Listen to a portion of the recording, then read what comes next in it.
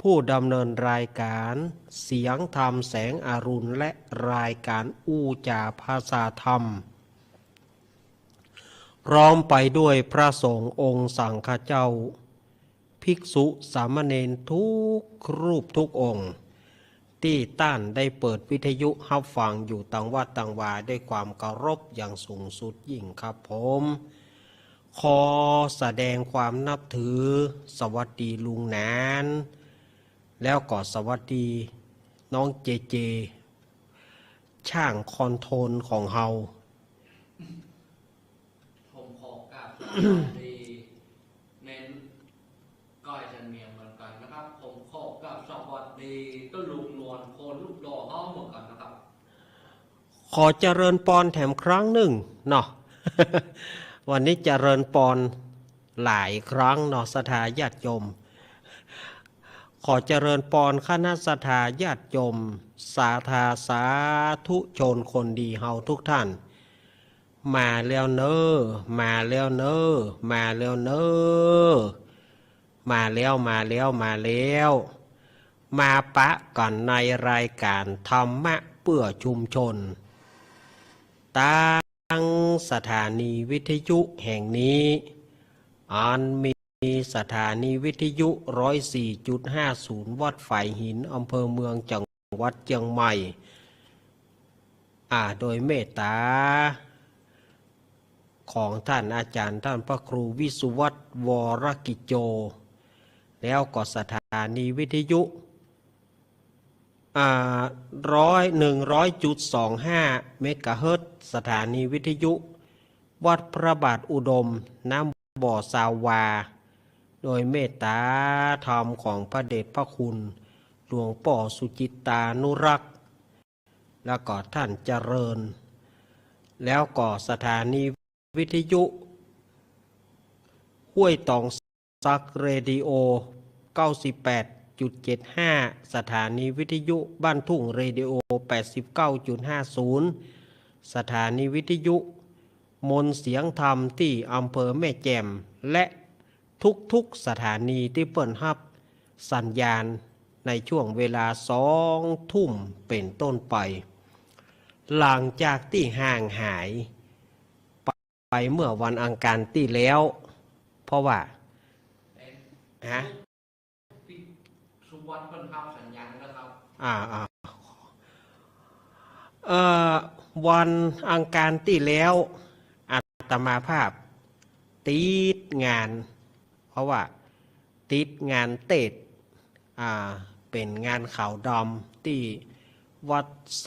ที่บ้านสันปุเลยตำบลสีเตี้ย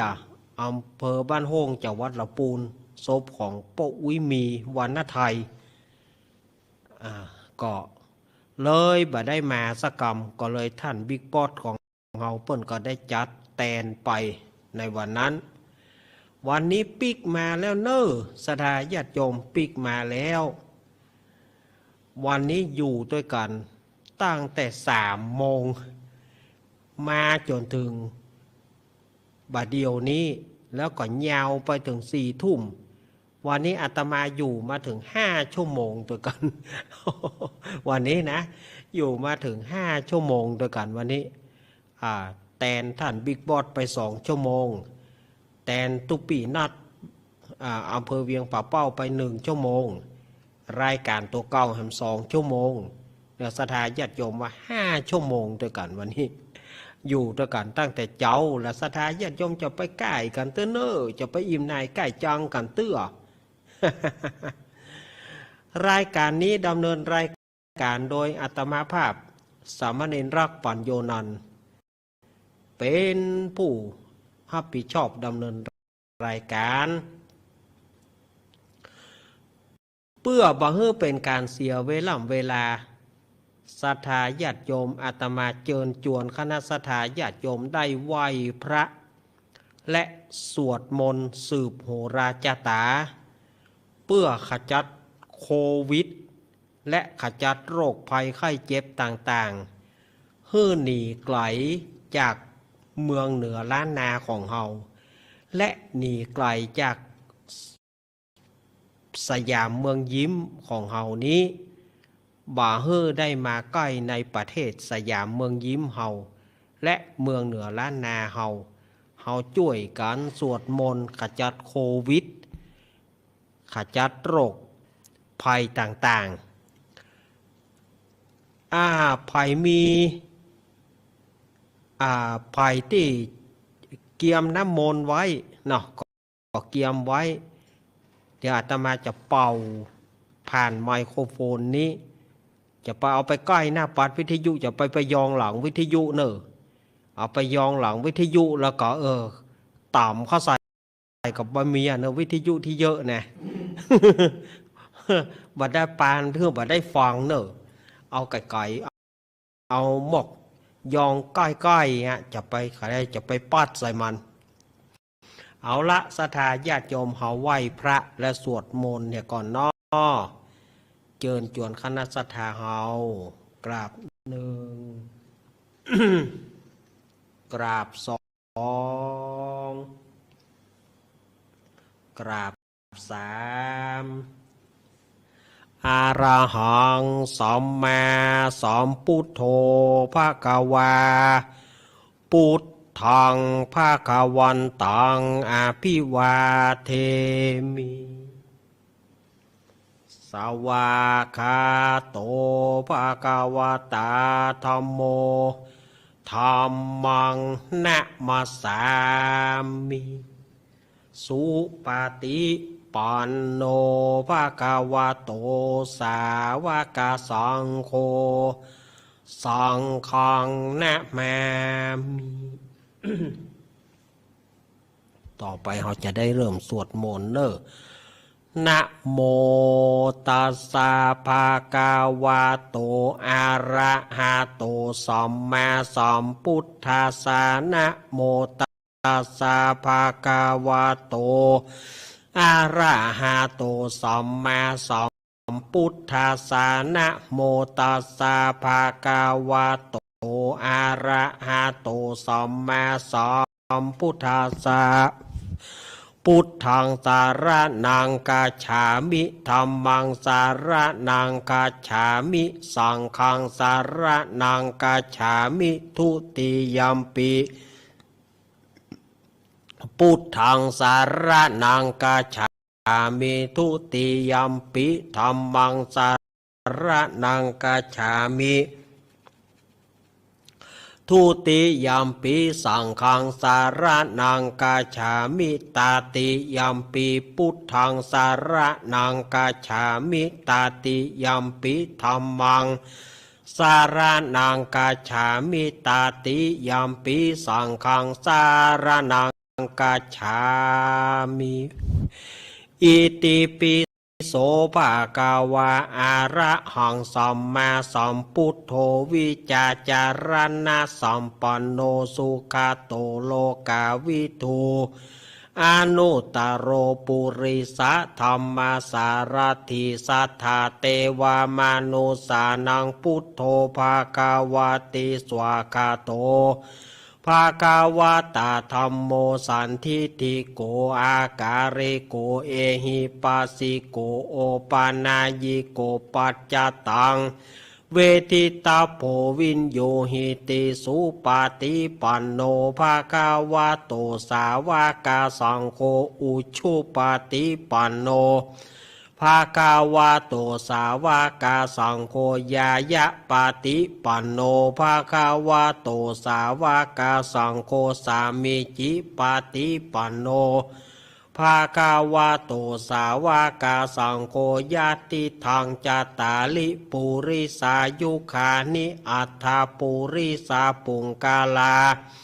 เอสาปะกาวะโตสาวกสังโฆอาหุนายโยปาหุนายโยทักขินายโยอัญชาริการะนิโยอนุตตรังบุญญาเกตังโลกัสสาติ โพ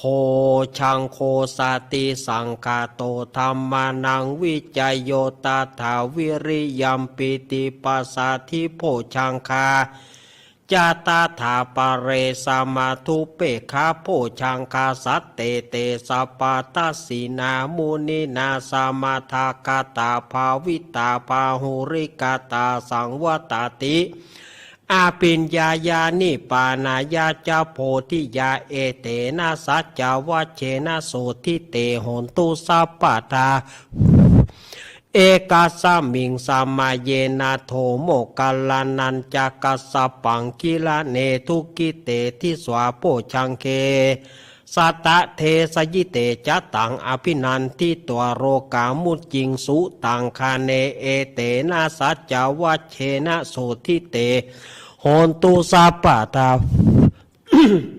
เอกาธาธรรมราชาปีเครันเยนาพิปีลิโตจุนทัตเทเรนะตันเยวะพนาเปตวานาสาทรัง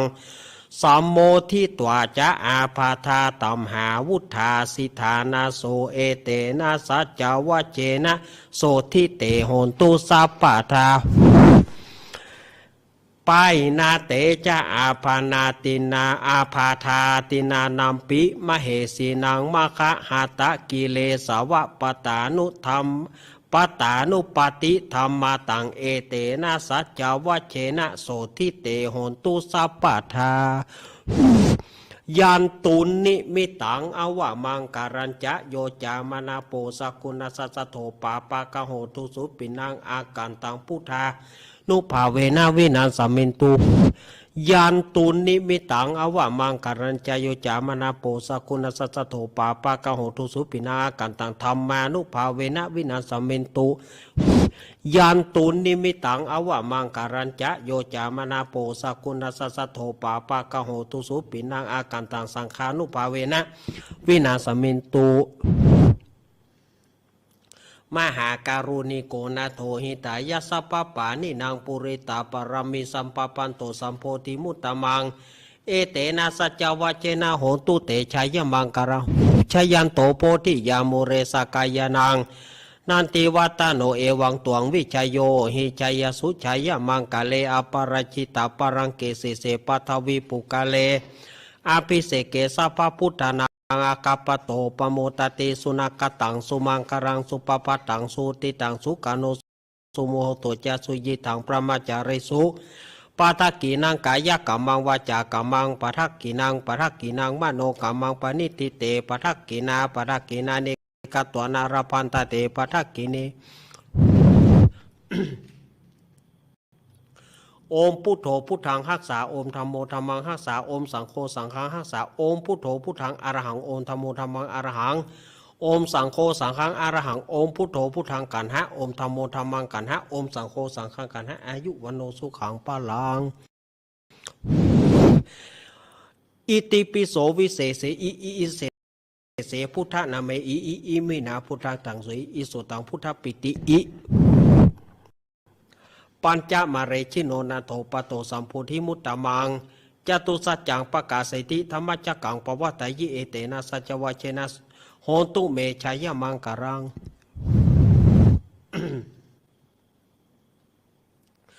อิมาสมิงโมคลจักกวาลทางแปดทิศประสิทธิจงมาเป็นกำแพงเกลียวทั้งเจ็ดจานมาป้องกันห้อมล้อมรอบกับตัวอนันตาราชเสมานาเกเตสัมมันตาสตายโยจานะสัสตาสหัสานิพุทธจาระปริเกเตระกันตุสุรกันตุอิมาสมิงโมคลจักกวาลทางแปดทิศประสิทธิจงมาเป็นกำแพงเกลียวทั้งเจ็ดจานมาป้องกันห้อมล้อมรอบกับตัวอนันตาราชเสมานาเกเตสัมมันตาสตายโยจานะสัสตาสหัสานิธรรมชาระปริเกเตระกันตุสุรกันตุอิมาสมิมงคลจักรวาลทางแปดทิศประสิทธิจงมาเป็นกำแพงเกี่ยวทั้งเจ็ดจานมาป้องกันเราเรากับตัวอนัตตาราชเสมนาเกเตสมันตาสัตโยจานะสัสตาสหัสานิปัญเจกพุทธชาระปริเกเตระกันตุสุรกันตุอิมาสมิมงคลจักรวาลทางแปดทิศประสิทธิจงมาเป็นกำแพงเกี่ยวทั้งเจ็ดจานกูดาวบ่หูกูเจนเต้าปราบกินมา101ภาษากูก็ปรับได้ใต้พื้นฟ้าเหนือหน้าแผ่นดินเก้าลิ้นกูก็เป็นน้ำเก้ากลางกูก็เป็นแม่น้ำใหญ่กูจะออกไปท่วมหัวผีตายปลายลิ้นกูเป็นดาบเทียนก้าใต้พื้นฟ้ากูบอกกลัวสังโอมสัพพโตมังสวาหายโอมเป็ดจะรำแผ่นดินดำไหววะวัดสายตาผีขาดกับหนีละคนดีกูเอาไว้นี่ อย่าได้เอาไปตัวหมู่สูต้านตั้งผีมารและผีเขนผียักษ์ผีเย็นอย่ามาใกล้ผีอยากไร้จงหนีไปปันผีกลุ่มพันและผีหายอันเตียวต้องพายจงรีบหนีไปโอมสัพปะโตมังสวาหาย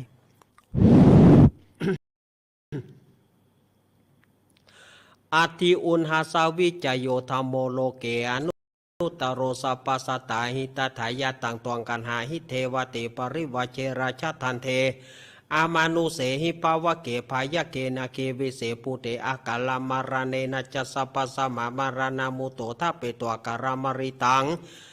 ตาเสวะอนุภาเวนะโหนตุเตโวสุกิสัทธาสุทัสสีลังสัมมาทายะธรรมังสุจาริตังจาเลตาเสวะอนุภาเวนะโหนตุเตโวสุกิสัทธาลิกิตังกินจิตังภูชังธารนังวัจานังกรุงปริสังเทสนังสุตวาตาสายุปวัตติอัตถิอุณหาสาวิจโยธรรมโมโลเกอนุตโรสัพพสัตตาหิตถายะตังตวงกันหายหิเตวเตปริวเชราชตันเทอามานุเสหิปาวะเกภายะเกนะเกวิเสปุเตอากาลามาราเนนะจัสสะปัสสะมามารานามุโตทะเปตัวการามริตังตาเสวะอนุภาเวนะโหนตุเตโวสุกิสัทธาสุทัสสีลังสัมมาทายะธรรมังสุจาริถังจาเลตาเสวะอนุภาเวนะโหนตุเตโวสุกิสัทธาลิกิตังกินจิตังภูชังธารนังวัจานังกรุงปริสังเทสนังสุตวตาสาอายุปวัตติอาทิอุณหาสาวิจโยธรรมโมโลเกอนุตโรสัพพสัตตาหิตถายะต่างตองกันหายหิเตวเตปริวเชราชาทันเทอามานุเสปาวเกภายะเกนะเกวิเสปุเตอการามารเนนะจัสสะปัสสะมามารานามุโตทะเปตัวการามาริตังตาเสวะอนุภาเวนะโหนตุเตโวสุกิสัตตาสุทัสสีลังสัมมาทายะธรรมังสุจาริถังจาเลตาเสวะอนุภาเวนะโหนตุเตโวสุกิสัทธาลิกิตังกินจิตังปูชังธารนังวัจานังกรุงปริสังเทสานังสุตวตาสายุปวัตติสักกตัวพุทธารัตานังสัทธังอุตมวรายิตังเทวมนุสนังพุทธาเตเจนะโสตินานะสันตุปัทวะสะเพตุขาอุปสมินตุเตสักกตัวธรรมารัตานังสัทธังอุตมวรังปาริราหุปสมานาธรรมเตเจนะโสตินานะสันตุปัทวะสะเพปยาอุปสมินตุเตสักกตัวสังขารัตานังโอสถางโอตมังวารังอาหุนายังปะหุนายังสาสังฆเตเจนะโสตินานาสันตุปัตวะสะเปโรกาอุปสมินตุเตอินทชาตาเทวชาตาพรหมชาตามหาพรหมชาตาอิสิชาตามหาอิสิชาตามุนีชาตามหามุนีชาตาปุริสชาตามหาปุริสชาตาจักรวติชาตามหาจักรวติชาตาพุทธชาตาปัญเจกพุทธชาตาอรหันตชาตาสัพพสิทธิวิชาธารนังชาตาสัพพโรกาจาริยานังจตาสัพพะโรกธิปติยานังจตาเอเตนะสัจวัจเจนะตุยหังสุวัติหังตุยหังสวายโอมนะโมพุทธัสสะโอมนะโมธัมมัสสะโอมนะโมสังฆัสสะสยติทังโหรุสวายอินทชาตาเทวชาตาพรหมชาตามหาพรหมชาตาอิสิชาตามหาอิสิชาตามุนีชาตามหามุนีชาตาปุริสชาตามหาปุริสชาตาจักรวติชาตามหาจักรวติชาตาพุทธจตาปัญเจกพุทธจตาอรหันตจตาสัพพสิทธิวิชาธารนังจตาสัพพโรกัจจริยานังจตาสัพพโรกัทิปติยานังจตาเอเตนะสัจวัจเจนะตุยหังสุวัติหังตุยหังสวายโอมนะโมพุทธัสสะโอมนะโมธัมมัสสะโอมนะโมสังฆัสสะสยติทังโหรุสวายอินทชาตาเทวชาตาพรหมชาตามหาพรหมชาตาอิสิชาตามหาอิสิชาตามุนีชาตามหามุนีชาตาปุริสชาตามหาปุริสชาตาจักรวติชาตามหาจักรวติชาตาพุทธชาตาปัญเจกพุทธชาตาอรหันตชาตาสัพพสิทธิวิชาตารนังชาตาสัพพโรกัจจริยานังชาตาสัพพโรกัทิปติยานังชาตาเอเตนะสัจวัจเจนะตุยหังสุวัติหังตุยหังสวายโอมนะโมพุทธัสสะโอมนะโมธัมมัสสะโอมนะโมสังฆัสสะสยติทังโหรุสวาย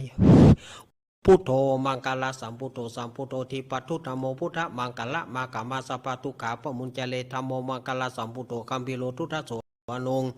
ธรรมะมังกละมากามาสัพพพยาปมุญเจเลสังโฆมังกลสัมพุทโธนวราถคินโยอนุตตโรสังฆมังกละมากามาสัพพโรกาปมุญเจเล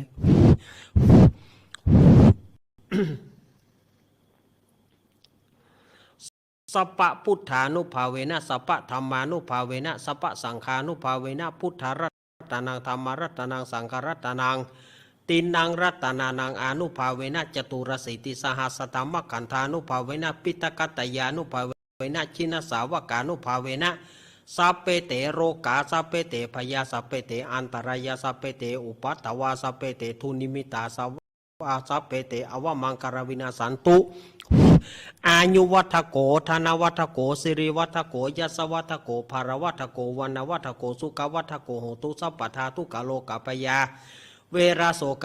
สันตุจุปัฏฐวาในการตารายปิวินาสันตุจเตจสาเจยสิทธิฐานังราพังสุธิภกยังสุขังภารังสิริอายุจวันโนจะโพคังวุฒิจยัสวาสัตวาสาจะอายุจะชีวสิทธิภวันตุเตสัพปิติโยมิวัจันตุสัพพะโรโกวินาสตุมาเตปวัตวันตรโยสุขีติกายุโกปวะพิวัตนาสีสนิจังอุทาปัจจายโนจตารโรธรรมาวัฏันติอายุวโนสุขังพลังภาวตุสัพพะมังคารากันตุสัพพะเทวตาสัพพะพุทธานุภาเวนะสัทธาโสถิงภวันตุเต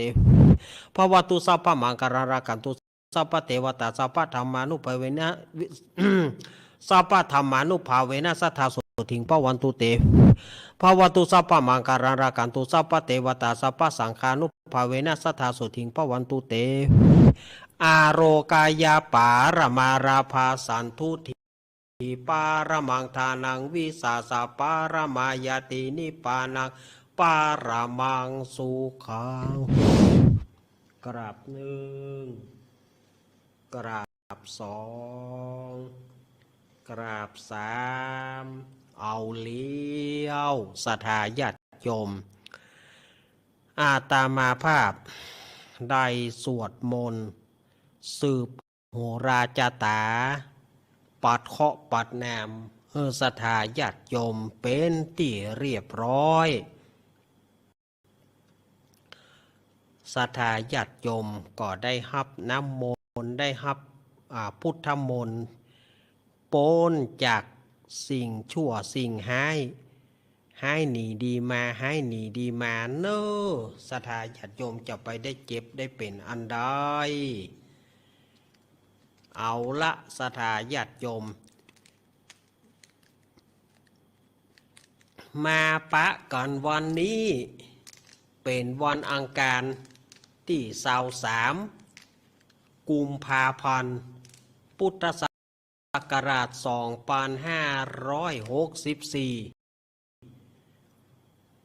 เดือน6เหนือ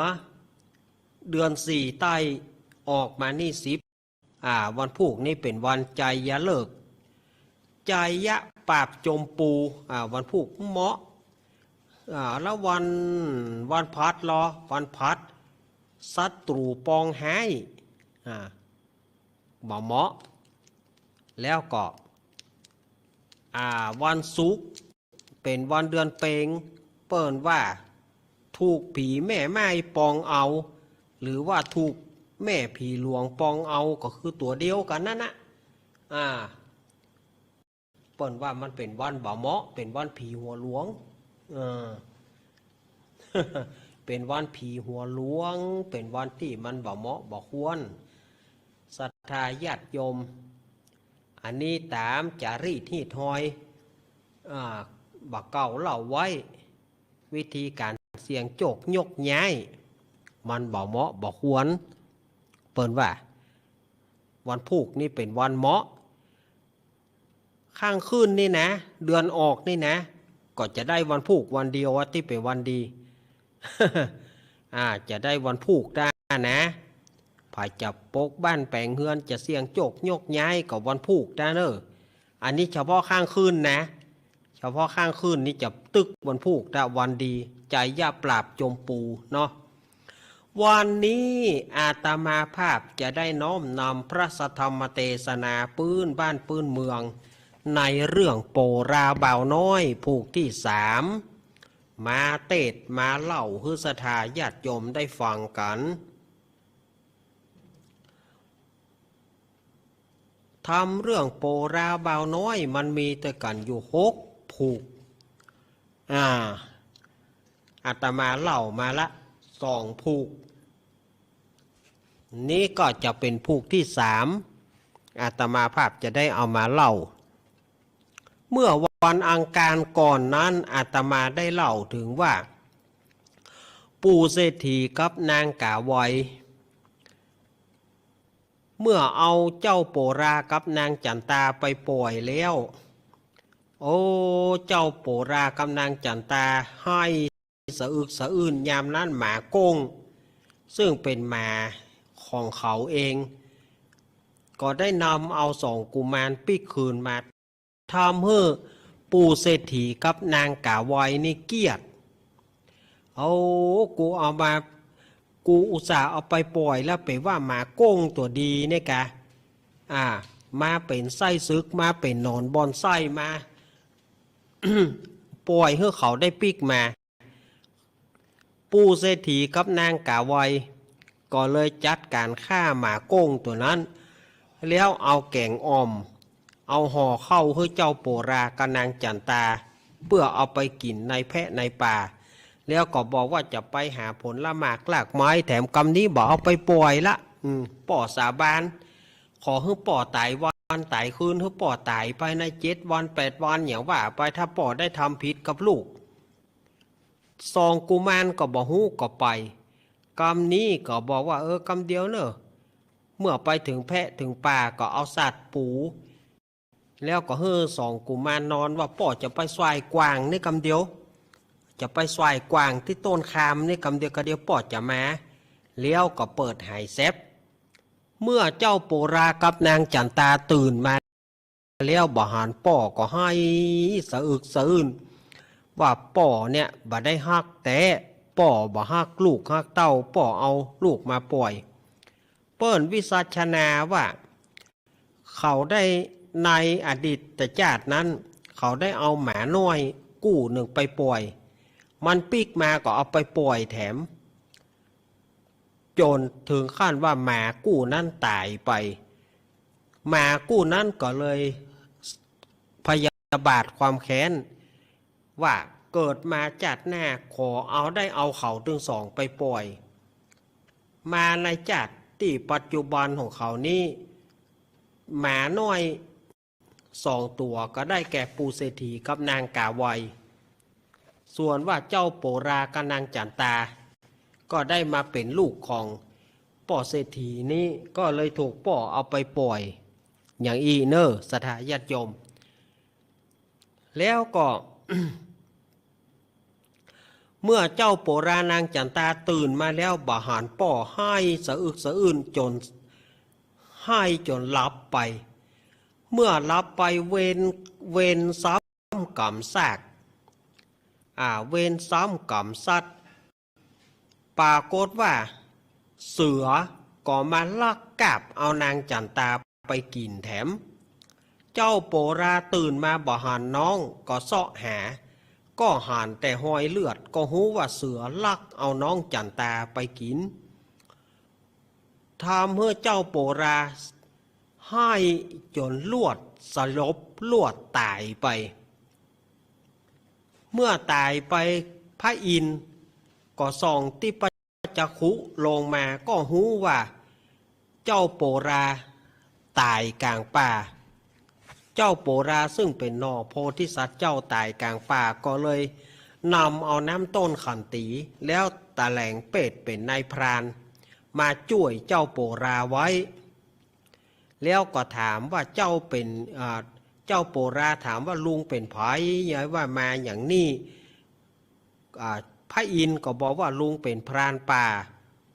มาเสาะหาล่าสัตว์ล่าสิ่งว่าแต่ไอ้น้อยมาเป็นยังมานอนตายกลางป่าง่าไม้ก็เล่าให้ฟังแล้วก็บอกว่าขอให้ป้อลุงปาผมไปส่งบ้านกำเตอะผมจะไปหาป้อยามนั้นพระอินทร์ก็บอกว่าโอ้บ่าถ้าไปละถ้าไปป้อของเจ้าบ่าเพียงแต่เอาไปปล่อยกำนี้ป้อของเจ้าจะเอาตายเชื่อลุงไปตัวลุงจะพาไปที่บ้านเศรษฐีกู้หนึ่งซึ่งเปิ้นบ่มีลูกบ่มีเต้าเปิ้นมีน้ำใจที่ดีเปิ้นจะเลี้ยงเจ้าไปตัวลุงเตอะวันนั้นอาตมาภาพได้เล่ามาถึงตึกนี้ต่อไปนี้อาตมาภาพ ก็จะได้เล่าต่อจากอังการก่อนนั้นซึ่งวันนี้เจ้าภาพก็คือป่อสมศักดิ์แม่สีเพนขาวเตี้ยบ้านตาจ้างตำบลหนองร่องอำเภอเวียงหนองร่องจังหวัดลำพูนนะพร้อมไปด้วยแม่ฟองคำจีนาอิซึ่งเป็นพี่สาวของแม่เพนนี่เป็นขัวสะพานบุญของอาตมาภาพฉะนั้นสถาญาติโยมโซนสีเตี้ยหนองร่องก็ถ้าว่าภายจะห่วมทำบุญปูจากันเตดตาใดก็บอกว่ากันก็หอมที่แม่เพนนั่นเนอะขัวสะพานบุญของอาตมาแล้วได้เท่าใดแม่เพนก็จะมาถวายอาตมาตามนั้นทุกบาททุกสตางค์อาตมาได้รับแล้วเนอะแม่ป้อเอ็นก็ตามเจตนาเดิมนั่นนะก็คือจะต้านไปหาจิตะดวงวิญญาณของป้ออุ้ยน้อยปอนแม่อุ้ยเงินจีนาอีป้อสีแม่สอนขาวเตี้ยป้ออุ้ยเกี่ยวแม่อุ้ยอินเชื้อวงป้ออุ้ยสุกแม่อุ้ยทาจีนาอีนายอเนกนางจินตนาพรน้องปลายฝนผู้กองพรศักดิ์คุณนายประนอมอำเภอสันทรายคุณนายประนอมพรหมสุวรรณดีอำเภอสันทรายจังหวัดเชียงใหม่เปิ้นก็จะขอตานไปหาป้อสอนชัยป้ออุ้ยคำแม่อุ้ยทาชัยกาวินป้อเมืองเกี้ยวแม่มาลีนางสาวใส่ฝนกันทาส้มบ้านต้งโป่งตำบลเหล่ายาวอำเภอบ้านโฮงจังหวัดลำพูนโยมป้อโยมแม่บุญธรรมของอาตมาภาพเปิ้นก็จะได้ตานไปหาป้ออุ้ยปวงแม่อุ้ยแสงดานางสาวสุทิตกันทาส้มตานไปหาตู้เจ้าซักตานไปหาป้ออุ้ยหวานแม่อุ้ยขันสมทรายตานไปหาป้อตานไปหาแม่เผยแม่พานป้อลัดป้อเลื่อนป้อเกาโลนี่ก็ป้อเมืองเกี้ยวแม่มาลีเนอะแม่สุเกี้ยวสอนศรีนุสรศรีราพรศรีเตี้ยก็จะตานไปหาป้อประดิษฐ์หรือว่าป้อดีสอนศรีนุสรตานไปหานายถวินนางเพชรฟั่นพยอมตานไปหาป้อบุญลบป้อบุญลบนายเซนนายพรศิลป์สอนศรีนุสรตานไปหาอุ้ยถาชัยกาวินตานไปหาป้อกำนันปุดแม่หลวงขานสอนศรีนุสรตานไปหาญาติกาพี่น้องที่ได้หลวงรับดับขานไปนี่แม่สุเกี้ยวเนอะอาตมาได้รับเป็นที่เรียบร้อยแล้วแม่จันเรือนใสตัวเปิ้นได้ฝากทำบุญที่ไปบ้านของป้อลุงโดมก็ห้อมไปกันเตะตัวเนอะแม่จานเรือนใสแม่เดือนเพนทีมว่างแล้วก็ทีมงานหลายท่านเปิ้นก็ห้อมกันเตะมาเนอะแม่จานอาตมาได้รับเป็นที่เรียบร้อยนะเมี่ยงตัวเนาะแล้วก็ได้เมียงตัว เจว่าเมียงตัวกะก็ได้แล้วนะได้แล้วนะเมียงเนาะขอบคุณเนอะแล้วก็ยังมีป้อถาวรแม่ชันกันตุนบ้านสีเตี้ยแล้วก็ยังมีแม่ทาจันทใหม่แล้วก็แม่ทานันที่สิงอันนี้สีเจริญสีเตี้ยเนอะก็ห่วมทำบุญมาแล้วก็ป้อเจิญแม่จันนวลเนอะป้อเจิญแม่จันนวลกันทำมูลเปิ้นก็จะตานไปแล้วก็พร้อมด้วยนายเทิดพงศ์กันทำมูลเปิ้นก็จะตานไปตามเดิมนั่นเนอะป้อจันป้อตาป้อทอมป้อทองป้อหลวงเปงแม่เกียงคำนางนัชชาป้อไอปุดแล้วก็ญาติพี่น้องสัมภเวสีผีเปรตตั้งหลายนี่ก็ได้รับเป็นที่เรียบร้อยเนอะแล้วก็แม่อุ้ยอวนกิติรังกาก็ขอเป็นเจ้าภาพการเตะบุญมาและตานไปหาป้อแล้วก็ โยมปี้สัสิธรป่ามีบ้านเหล่าเมียวตำบลวังผางอำเภอเวียงหนองร่องจังหวัดลำพูนนี่พี่สาวของอาตมาเปิ้นก็จะทำบุญบูชากันเตศตานไปหาป่ออุ้ยวงแม่อุ้ยคำน้อยป่ามีพระนพดลนันทสาโรตานไปหานายอภิเดชมีภาคและตานไปหาญาติมิตรพี่น้องกุคนสัมภเวสีผีเปรตแล้วก็เทวบุตรเทวดาแม่นางธรณีเจ้าตี้ตานไปมดเจ้าเวรนายกรรมเจ้ากรรมนายเวรทุกตันได้ฮับเหมือนกันมดแล้วกับแม่เกี้ยวเตจสีก็ได้ห่วมทำบุญเป็นปูจากันเตศเนอแม่เกี้ยวเตจสี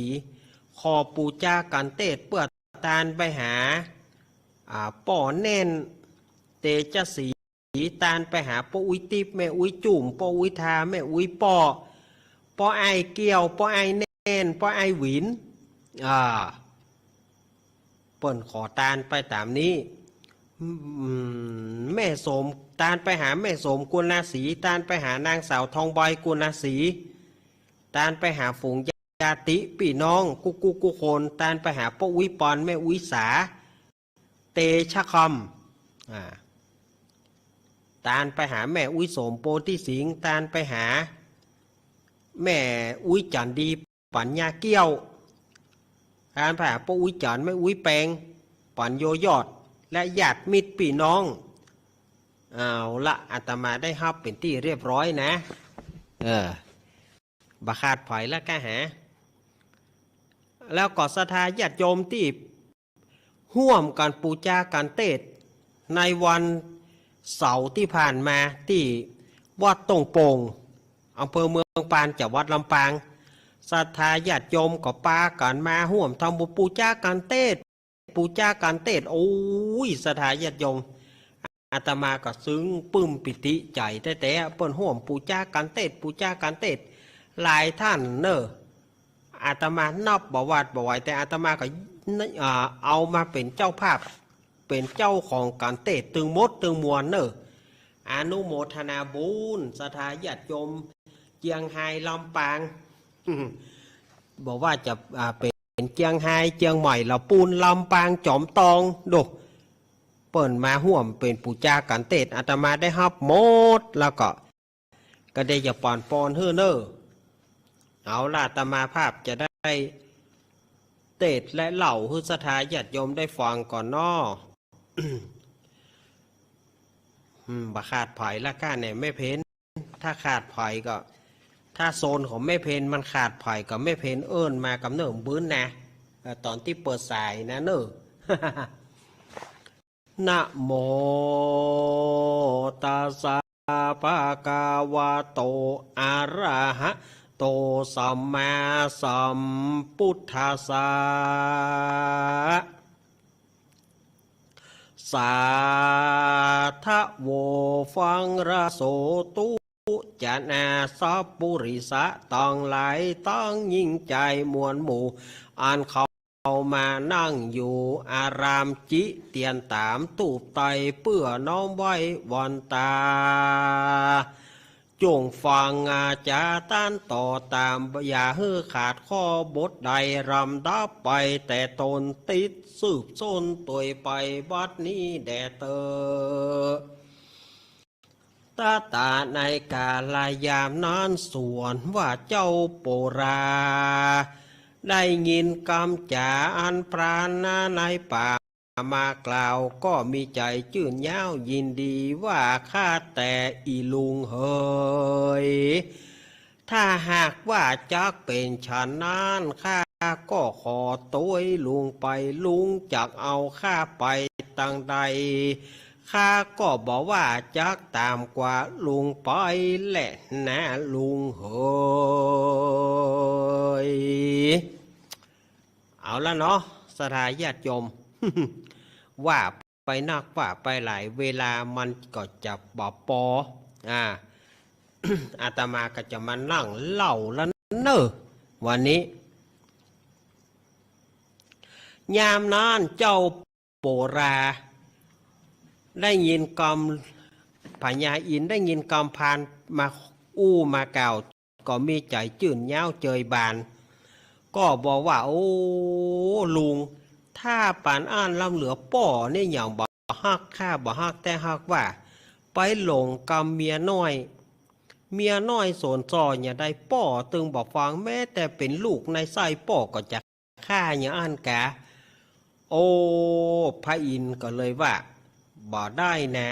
น้อยป่อขอน้อยในใจให้ไส้ละกำบ่ใจฮักลูกถ้าไอ้น้อยไปไอ้น้อยตึงไปตายอย่างเดียว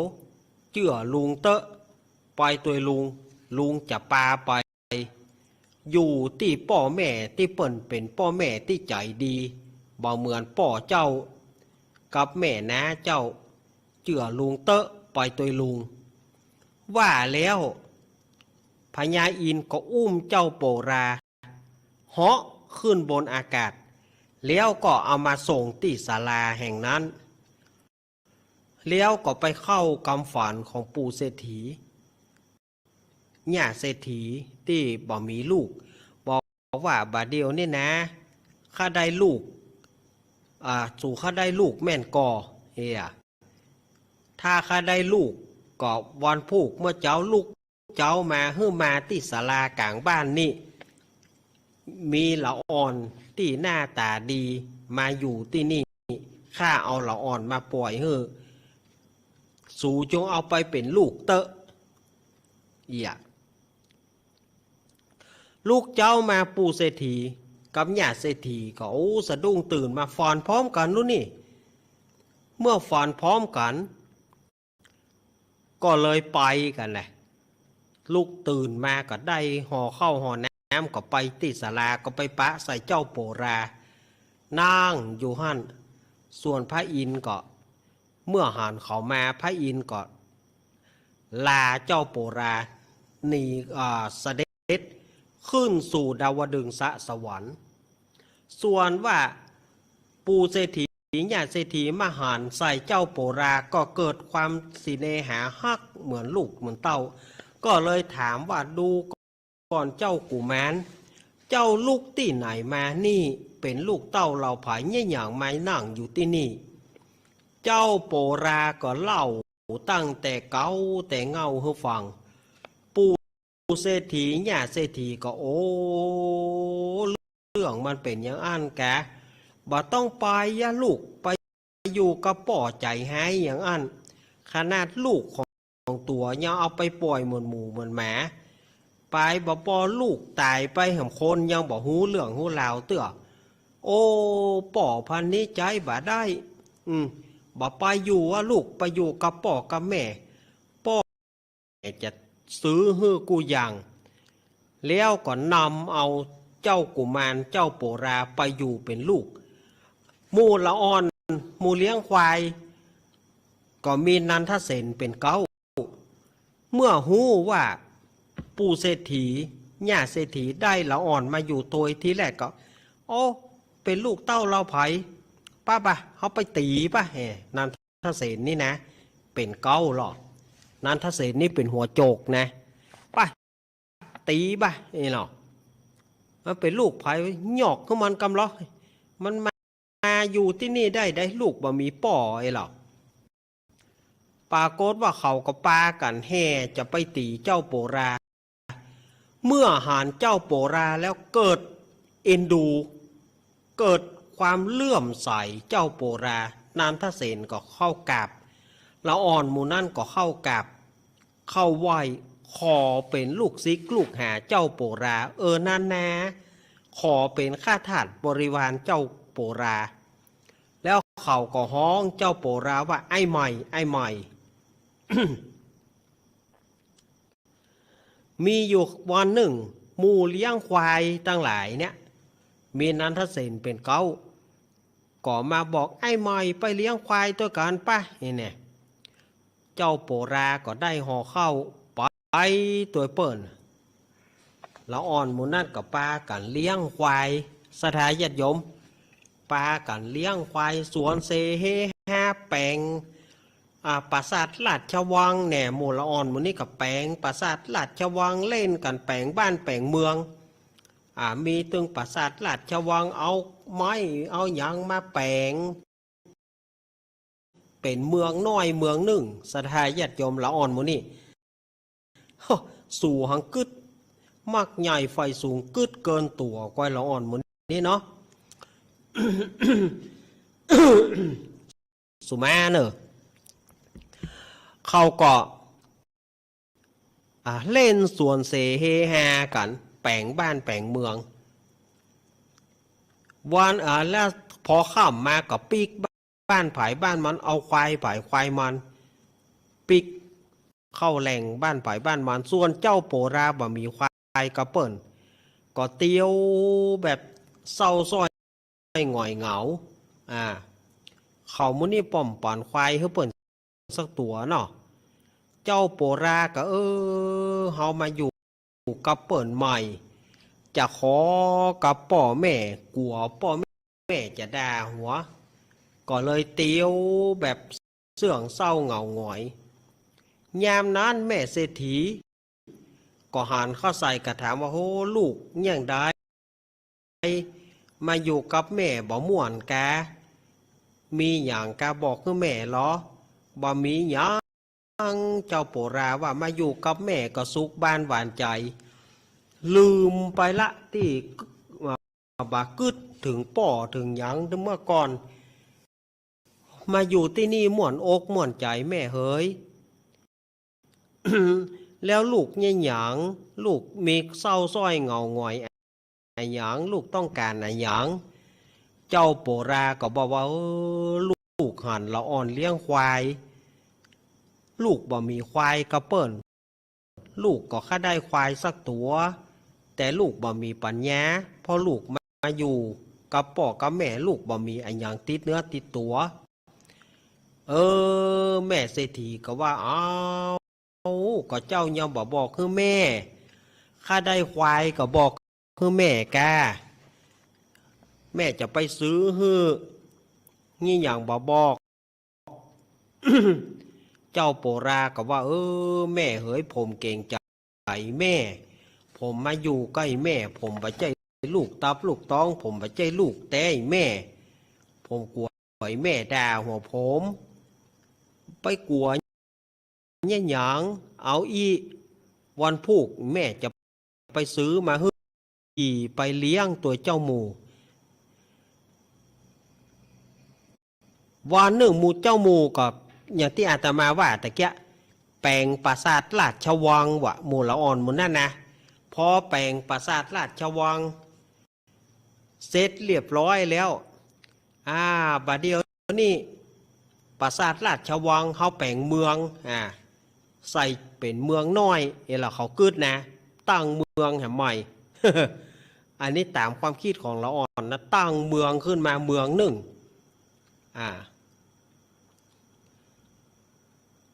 ตั้งชื่อว่าเมืองปัทฐนครโลละอ่อนมุนี่กำกึดสู่เขานี่กึดแต่กึดว่าแต่ตั้งชื่อว่าเมืองปัทฐนครแต่ยังบ่มีพญาเจ้าเมืองปรึกษาหารือกันว่าจะเนี่ยจะได้เขาก็ปรึกษาหารือกันมีนันทเสนเป็นเก้า มีนันทเสนเป็นเก้าถามว่าเมืองปัทฐะเฮาเนี่ยก็หาตั้งขึ้นมาแล้วบัดเดี๋ยวนี้เฮาจับเอาไผมาเป็นพญาเจ้าเมืองเขาก็ปรึกษาหารือกันก็เสนอความคิดว่าเอาไอ้ใหม่นี่กะก็คือเจ้าโปรานั่นนะเอาไอ้ใหม่นี่กะเป็นเจ้าพญาไอ้ใหม่นั่นแหละสมควรที่จะเป็นเจ้าพญานั่นกะเขาก็ตั้งเจ้าโปราเนี่ยเป็นพญาเจ้าเมืองปัทฐะสถานญาติโยมเมื่อตั้งเมืองแล้วพญาเจ้าเขาได้พญาเจ้าเมืองแล้วพญาเจ้าเมืองต้องฉลองกันหน่อยเขาก็ปากันฆ่าควายเจ้าโปราเหียสถานญาติโยมเขาก็ปากันฆ่าควายเปิดเหีย เอาเลี้ยงกันวะมละอ่อนมุนี่อย่ามาดูแต่ดูว่าข้าควายเปิ่นเอาหลับเอาแกงกินกันห้านะวะโอ้ละอ่อนมุนี่อย่ามาคือแต่คือว่าหอกินของเปิ่นไว้ของตัวแต่โอ้เล่นกันในเมืองนั่นนะที่เขาแปลงไว้พอข้ามมาก็ปากันปีกเขียบ่ป่อนควายให้เจ้าโปราสักตัวมูนี่กินของเปิ่นไว้ของตัวเนาะกินของเปิ่นไว้ของตัวเจ้าโปราก็เตียวหน้าจ้อยมาแม่เศรษฐีก็ถามว่าอ้าวลูกควายแม่ซื้อให้มีไหนมันหายไปกะบ่หายแม่มีไหนขอเอาไปฆ่าอย่าละไผเอาไปฆ่าละอ่อนหมู่นั่น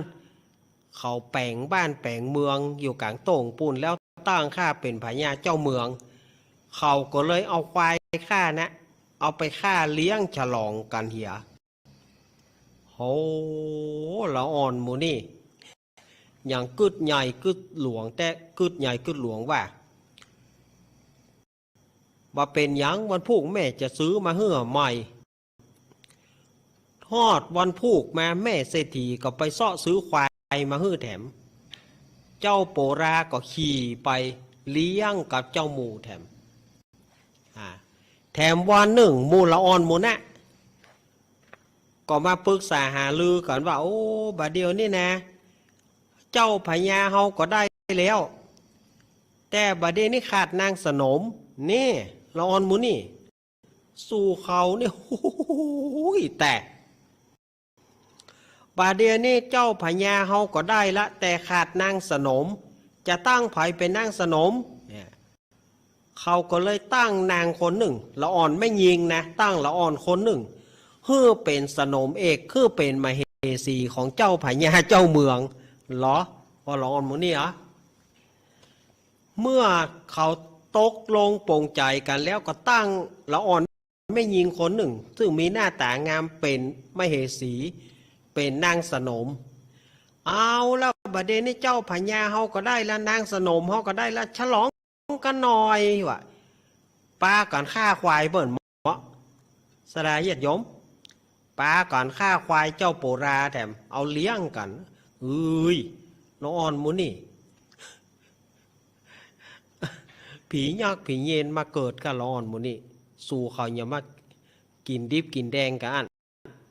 ฆ่าควายเปิ่นเอาลาบวะเอาอย่างวะละอ่อนถ้าจะหลายพ่องนะเนาะบ่อันจะฆ่าควายไปตัวบ่ได้นะละอ่อนเขาต้องเน็ตพ่องต้องนักพ่องข้ามมาก็เขาก็ปากันไอ้ละอ่อนนักกันเอาควายผายควายมันปิกไปบ้านเจ้าโปรากับเตียวมาตีนเป่าแม่เศรษฐีถามแถมลูกควายมีไหนเจ้าโปราก็เล่าให้ฟังว่าเขาตั้งนางคนหนึ่งเป็นนางสนมเขาก็เลยฆ่าควายของฆ่าเอาไปเลี้ยงกันเนี่ยแม่เศรษฐีก็ละอ่อนโมนี่ก็ยังอ่านล่ำเรือเอาวันพูกแม่ไปซื้อเหื่อใหม่วันพูกแม่เศรษฐีก็ไปซื้อควายเหื่อแหมตวงสถาญาติโยมแม่เศรษฐีไปซื้อควายเจ้าโปราก็ ขี่ควายไปตัวเปิ่น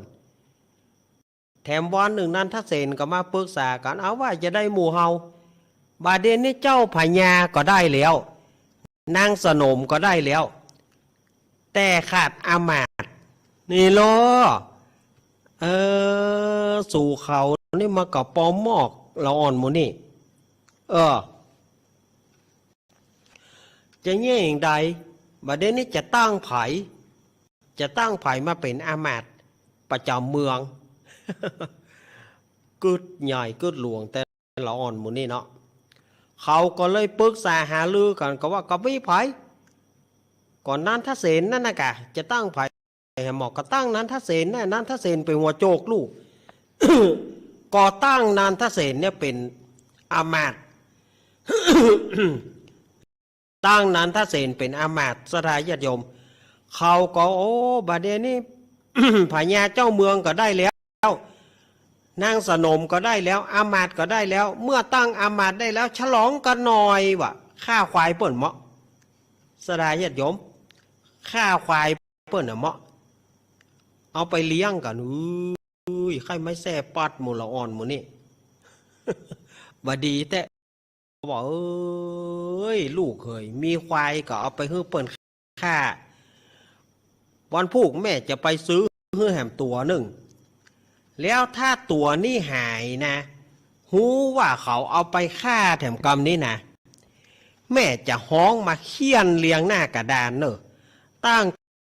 แต่หัวหน้ายันถึงลูกน้องแม่จะเอาเคี่ยนหมดอะบอกว่าลูกภายหลานภายละอ่อนเลี้ยงควายขี้โคนแม่จะเอามาเคี่ยนหมดถ้าแม่หูว่าเอาควายไปฆ่าแถมกรรมนี้นะแม่ตึงบอกไว้แม่จะเคี่ยนหน้ากระดานหมดจะเคี่ยนหมดอะผมบอกว่าหัวหน้าบอกว่าลูกน้องแม่จะเคี่ยนเลี้ยงหน้ากระดานเคี่ยนเลี้ยงแถววันพูกแม่เศรษฐีก็ไปซื้อควายมาแหมตัวหนึ่งเอามาฮื้อเจ้าโปราแล้วกำชับว่าจะไปฮื้อเขาไปฆ่าแถมนะถ้าหูว่าบ่มีควายเหมือนกันนี้แม่จะเคี่ยนแน่ เจ้าโปราก็ขี่ไปเขาก็บอกโอ้เจ้าพญาฉลองเนาะควายตัวนี้ตุยกะบาแม่ฮะจะเคียนนี่ยังก็สู่อ่องฮะไปฆ่าอย่ามดนี่แม่ฮะจะเคียนเลี้ยงหน้ากระดานเนอะไปกินขี้โคลนแม่ฮะจะเคียนมด ชอบโทร้อนมูนี่กินหงเปิ้นไว้หงตัวนี้เนาะหงตัวบาฆ่าหงเปิ้นมดอ่ะทีนี้เจ้าโปราก็เล่นตัวละอ่อนมุนนะเลี้ยงควายตัวกับแปลงบ้านแปลงเมืองเขาก็กึดกันใหญ่หรอแปลงบ้านแปลงเมืองทีนี้ก็มีป้อกางัวป้อกาควายหมู่หนึ่งป้อกางัวป้อกาควายก็มาพักที่กลางตงเพื่อเอางัวเอาควายมากินน้ำเลี้ยวก็ถามละอ่อนหมู่นั้นว่าละอ่อนคนใดมีสมองปัญญาว่องไว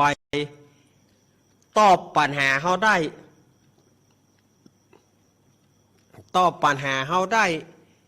ถ้าตอบได้3 ข้อเขาจะยกงัวยกควายนี่ฮือแต่ถ้าว่าท่านมีละอ่อนคนใดตอบเขาบ่ได้เขาจะยืดงัวยืดควายของสู่มดมู่ละอ่อนมู่นั่นก็เลยบอกว่าโอ้อันเรื่องว่าตอบปัญหานี่นะเจ้าพญากะนี่เนาะเขานับถือเจ้าโปรานะเจ้าพญากะเจ้าพญาเก่งเอาทุนเจิญเจ้าพญาตอบปัญหาเขากำลับพระเจ้าค่ะโลโอ้นอนมุนี่อย่าวัด เล่นกินเต้เนี่ยสู่เขานี่เนาะยามนั้นป้อกาก็ถามปัญหาแต่ละข้อ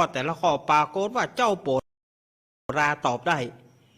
เมื่อเจ้าโปราตอบได้หมู่ป้อกางัวป้อกาควายกันก็เลยยกเอางัวเอาควายเนี่ยฮื้อเจ้าโปราก็มีละอ่อนหมู่นั้นน่ะก็มาเป็นผู้ดูแลเลี้ยงงัวเลี้ยงควายฮื้อเจ้าโปราสถาญาติโยมมาถึงตัดนี้ทำมันก็มาจบสื่อนี่พอดี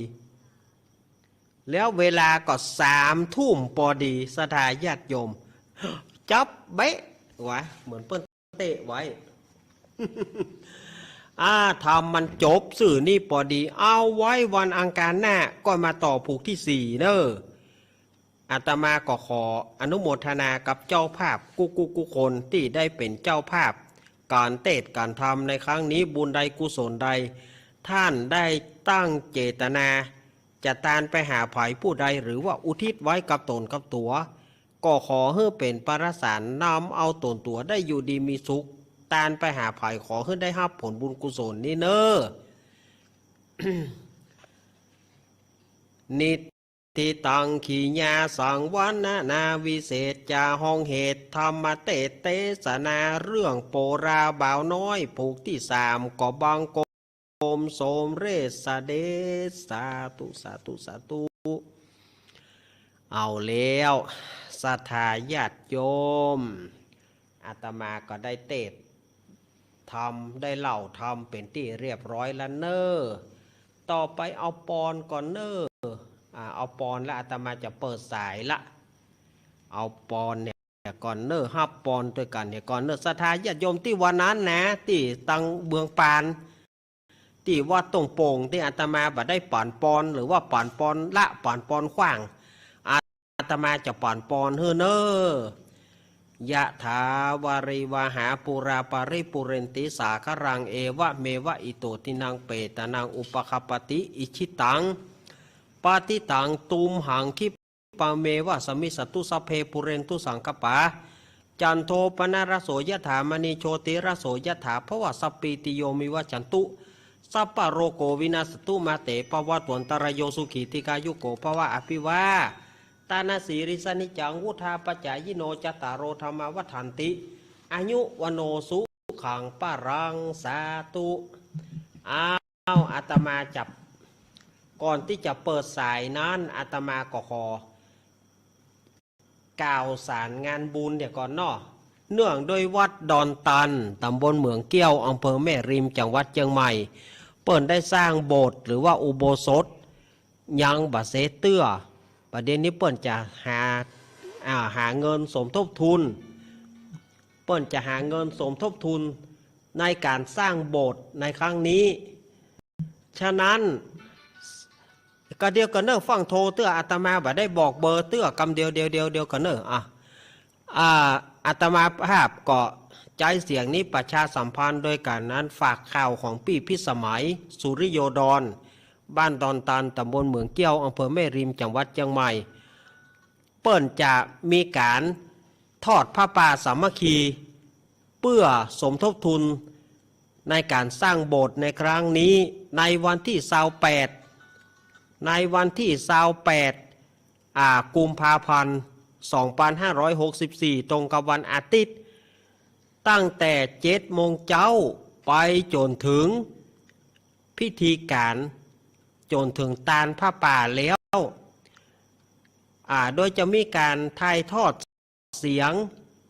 จากวัดฝ่ายหินตำบลสุเทพอำเภอเมืองจังหวัดเชียงใหม่โดยท่านอาจารย์วิสุวัตรวรกิจโจแล้วก็ทีมงานมีตุ๊กปี่หนุ่มมีพี่นานคอมมูลลูกเน้นตะวันแล้วก็หลายๆท่านเนาะอาตมาก็เจบอกว่าถ้าภัยจะภัยบ่ได้ไปในงานนะก็เปิ้นจะมีฮึบพิมพ์ชื่อว่า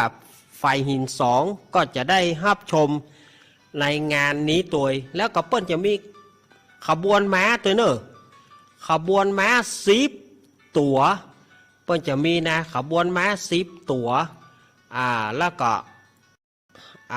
การแห่แห่นแต่นแต่มีขบวนลูกเกี้ยวตัวกะเนาะขบวนลูกเกี้ยวก็ขี่ม้านะครับม้าแสนหูถึงมวลอินิยมปีพิสมัยว่าฉะนั้นก็ขอน้อมเจริญปอนเนอร์สถาญาติโยมอยู่บ้านใกล้เฮือนเคียงหัวระเบียงติดต่อกันก็ปากันไปทำบุญในการตอดผ้าป่าในครั้งนี้อันนี้โยมปีพิสมัยฝากมาเนอไหนญาติโยมโทรมาแล้วกับห้าเพียเลยเปิดสายให้แล้วนะวางสายให้เรียบร้อยแต่ฮะ0892140135 ไผโทรมาแต่เจ้าโทรมาใหม่เปิดสายให้แล้วนะแต่กี้ก็ญาติโยมบอกฟังก่อนนี่เนาะ0892140135เข้ามาเจริญปอนไว้แต่เช้าเย็นก็ว่าจะได้จากที่ไหนจากลำปางเจ้าอำเภอเกาะขาแม่ยังรายงานตัวแม่บัวขี่ทาโปบ้านจุดหลวงต้นยางงามต้นยางงามนี่เนาะวันนั้นแม่ไม่ได้ไปสักกรรมฟังอยู่ฟังไทยทอดสดจ้ะ โอ้พังถ่ายทอดสดเลยเนาะ เจ้า เหลียวละเจ๊เออ หายนั่นแหละแล้วก็หายไปอาหารหนึ่งโอ้ยหรอก อะไรหาบนห้องทุกตนทุกองค์ไปทางเสียงดีใจบนห้องอีกเนาะพังทุกตนทุกองค์เนาะเจ้าแม่เป็นกำลังใจให้ทุกตัวแม่บัวขี้ท่าโปแม่บัวขี้แม่บัวขี้ท่าโปยเนาะเจ้ามาจุดหวังดูนางงามที่ตามอย่าเจ๊งหัวล็อกกันจุดนี่นะวิทยุลูกกันน้ำดำเดียวเลยไปชอบซื้อวิทยุกันชอบซื้อวิทยุเนาะโอ้โหกินดีแม่ก็ได้ไปจับรางวัลก็เปิดอนุโมทนาแม่บัวขี้เนอะจ้าจะเลยเนอะอยู่กำลังใจให้เนอะขอบคุณเนอะจ้าครับแม่บัวคลี่ท่าโปนี่เป็นอยู่แม่วางสายให้จิมสุมาเถอะแม่วางสายให้จิมเพราะว่าสายอื่นจะเข้าแม่ขอบคุณ0892140135จะเริญปอนครับเลยค่ะเจ้าลุงเล่นครับจากทางใดแม่โอ้แม่เจนจิราบ้านปินน่ะเจ้าโอ้แม่เจนจิราบ้านปิน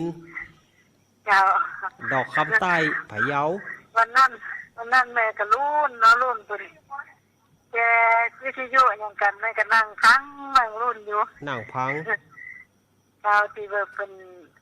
ในงานอย่างที่อันอย่างก็บ้านอย่างก็บ้านตุงโปงบ้านตุงโปงละนั่งพังอยู่เจ้าเป็นจอดิม่วนเนาะม่วนเนาะเจ้าเป็นจอดิม่วนนั่งพังอยู่พังอยู่แต่อยู่ไกลแล้วไปเนาะไปไกลแล้วไปบ่สามารถไปได้อีเนาะเจ้าเป็นยังแม่เปิ้นถ่ายทอดเธอละลูกเจ้าถ่ายทอดได้พังอีกก็ดีแล้วเนาะได้พังอยู่ดีแล้วเจ้าแม่ฮึกกำขอบคุณเนอขอบคุณแม่เจนจิราครับขอบคุณเนอวันนี้อย่างเจ้าหม้อมาใส่ไก่ทั้งนั้นเอาแม่วางสายฮึกจิมแม่เจนจิราวางสายฮึกจิมขอบคุณวันนี้อย่างมีกะไก่ลำปางพะเยาโลเฮามีไหนมดเจริญปอนภาษาท่านเน้นป้อยังป้อหวานนะมันเลยป้อหวานจื่อป้อมันยุ่งป้อหวานว่าจะได้สมุนผมยังก็คนปานจังหวัดลำปางวันนั้นไปวะฮะผมได้ไปเขาไก่อยู่ตีไปเหตุกรรมตีไปยื้อกันเหตุกรรมแน่ได้ไปแต่วันนั้นนะมาเป็นอย่างนอกตอนนั้นมาเขาวันนั้นมากะลูกเนนไปดูลูกเนนไปอยู่ปุ่นจนงานแล้วจนนั้นเปิ้นนั้นเนี่ยจนเปิ้นตานแล้ววันนั้นจบพอ3 โมงไปแล้วก็จะออกมาน่ะเป็นม่วนนะเนาะม่วนนะสถานญาติโยมเปิ้นทำบุญแต่เปิ้นทำบุญนี่จะว่าปดโทบวาดบ่ไหวปานป้อนบ่วาดบ่ไหวไก่บ้านผมนี่ไก่บ้านป้อเนาะครับเป็นยังอนุโมทนาบุญเด้อป้อเด้อครับเป็นกำลังใจเด้อยินดีป้อเด้อครับยินดีเนอสุมาเนอป้อหวานวางสายฮึจิมสุมาเด้อฮะ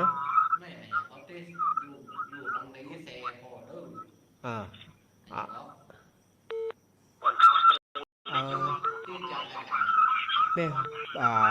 พี่บัว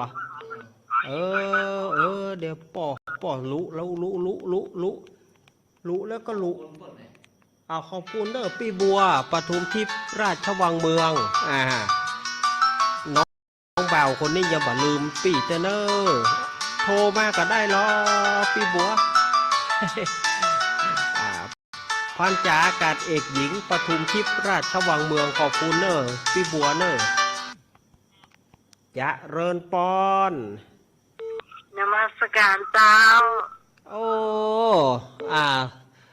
ว่าจะได้หา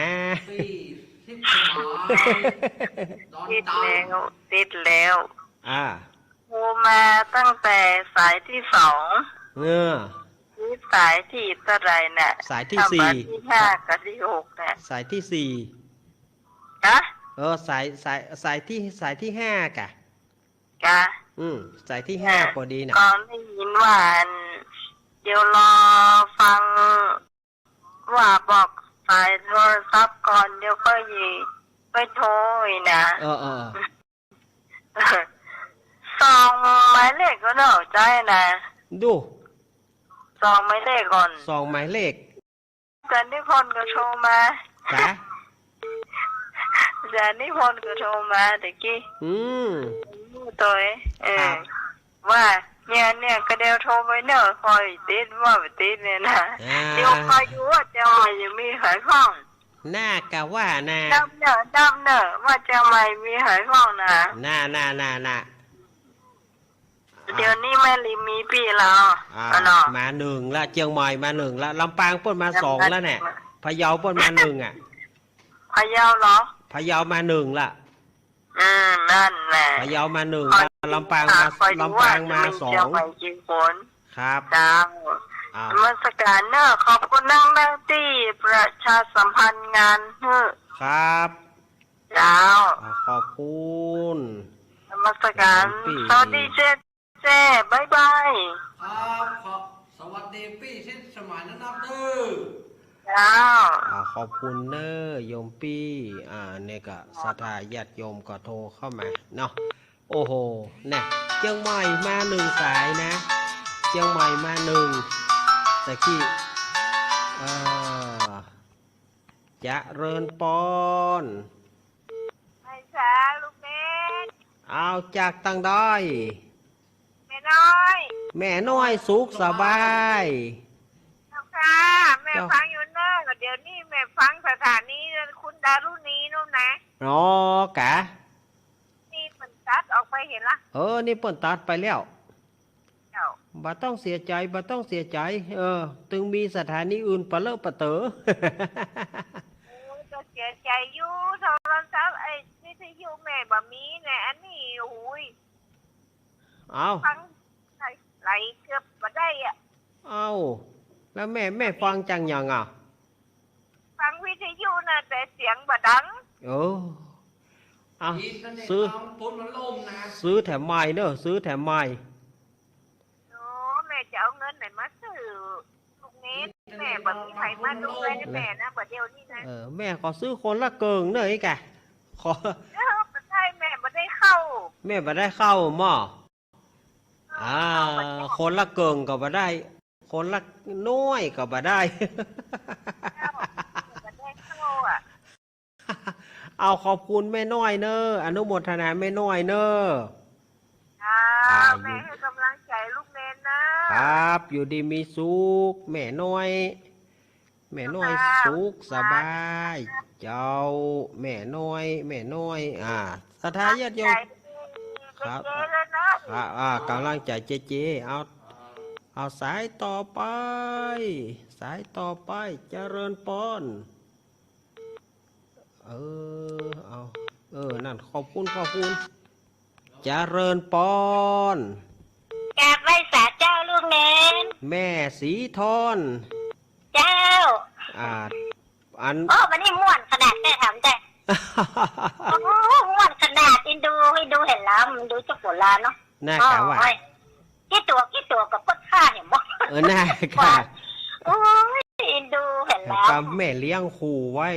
ถ้าว่าไปเปิ้นข้าแถมจะเคียนหมดเจ้าร้อนมื้อนี้ก็บ่ดีนี่เต้กะน้อบ่ดีเต้นะอย่างใดล่ำเหลือเนี่ยกำกึดเขาเนี่ยโปโทฆ่าควายกำตัวเนาะกำกึดละอ่อนมื้อนี้อย่างหาหลายนักแกกะถ้าจะหลายพ่องแน่ควายเป็นตัวต้องเกิดใหญ่ตัวหลวงข้าเป็นพวกกี่ตัวจ้ะน่ากะละอ่อนมื้อนี้เน็ตว่าเนาะเจ้าจะม่วนก็จบไปเห็นแล้วน่ากะใหญ่ๆมาเนาะ โปรดติดตามตอนต่อไปอย่างแม่พ่อหนังนะกะ ได้กะ แม่พ่อหนังนะเตือกันไล่ม่วนแพ้กันเนาะจะม่วนก็หมดเวลาเฮ้ยเจที่ไหนล่ะเนี่ยมีเนี่ยเจไอ้เนี่ยสบายดีก่อครับกินอะไรกันหนังมาเนี่ยขอบคุณแม่สีทอนเนอเจ้าสาธุเจ้าลูกเนนครับแม่สีทอนเปรมจิตเนี่ยก็น้องบัวชัยประการมาละเชียงใหม่ได้2น้องบัวกับแม่ริมจะเริญปอนไม่จ้าเจ้านินจากตังได้แม่ฟองเจ้าโปงดอนวันนั้นพี่ข้ามกอไม่ข้ามยังเป็นก็มาถึงบ้านก็เนี้ยกับ3 โมงก็ถึงมาถึงบ้านโอ้ปะบ่ข้ามตะใดดู3 โมงมันไกลเนาะมันบ่ไกลขอโทษเนอะบ่ได้อู้กันดีคนมันหนักนะคนนักแล้วก็อันใดเหลียวไปทางหนึ่งคนหนึ่งมาเหลียวไปทางหนึ่งคนหนึ่งมาแหมโหนดินกินเมียงก็ได้โหจะเอาไปด้วยลูกกันม่วนอกม่วนใจเนอะแม่ฟองเนอะอย่าได้ก็ขอบคุณนะแม่ฟองก็ห่วมได้ทำบุญก็เอาเข้าจื่อเนี่ยเนอะอันนี้ท่านไปเสียใจเนาะบ่เป็นยังม่วนดีครับม่วนดีขอบคุณแม่ฟองเนอะครับขอบคุณแม่ฟองบ้านโป่งดอนอันนี้ลำปางตีเสนอแล้วนะแม่ฟองวางสายให้จิมสุมาเตอะวางสายให้จิมพ่อสายอื่นจะเข้ามาขอบคุณเฮกะถ้าแม่ฟองบอกวางสายนะอาตมาโคตรขวางลุมดจะเริญปอนไม่จ่าเจ้าอาจารย์เน้นนะฝังแม่พลอยฝังมาแล้ว3เ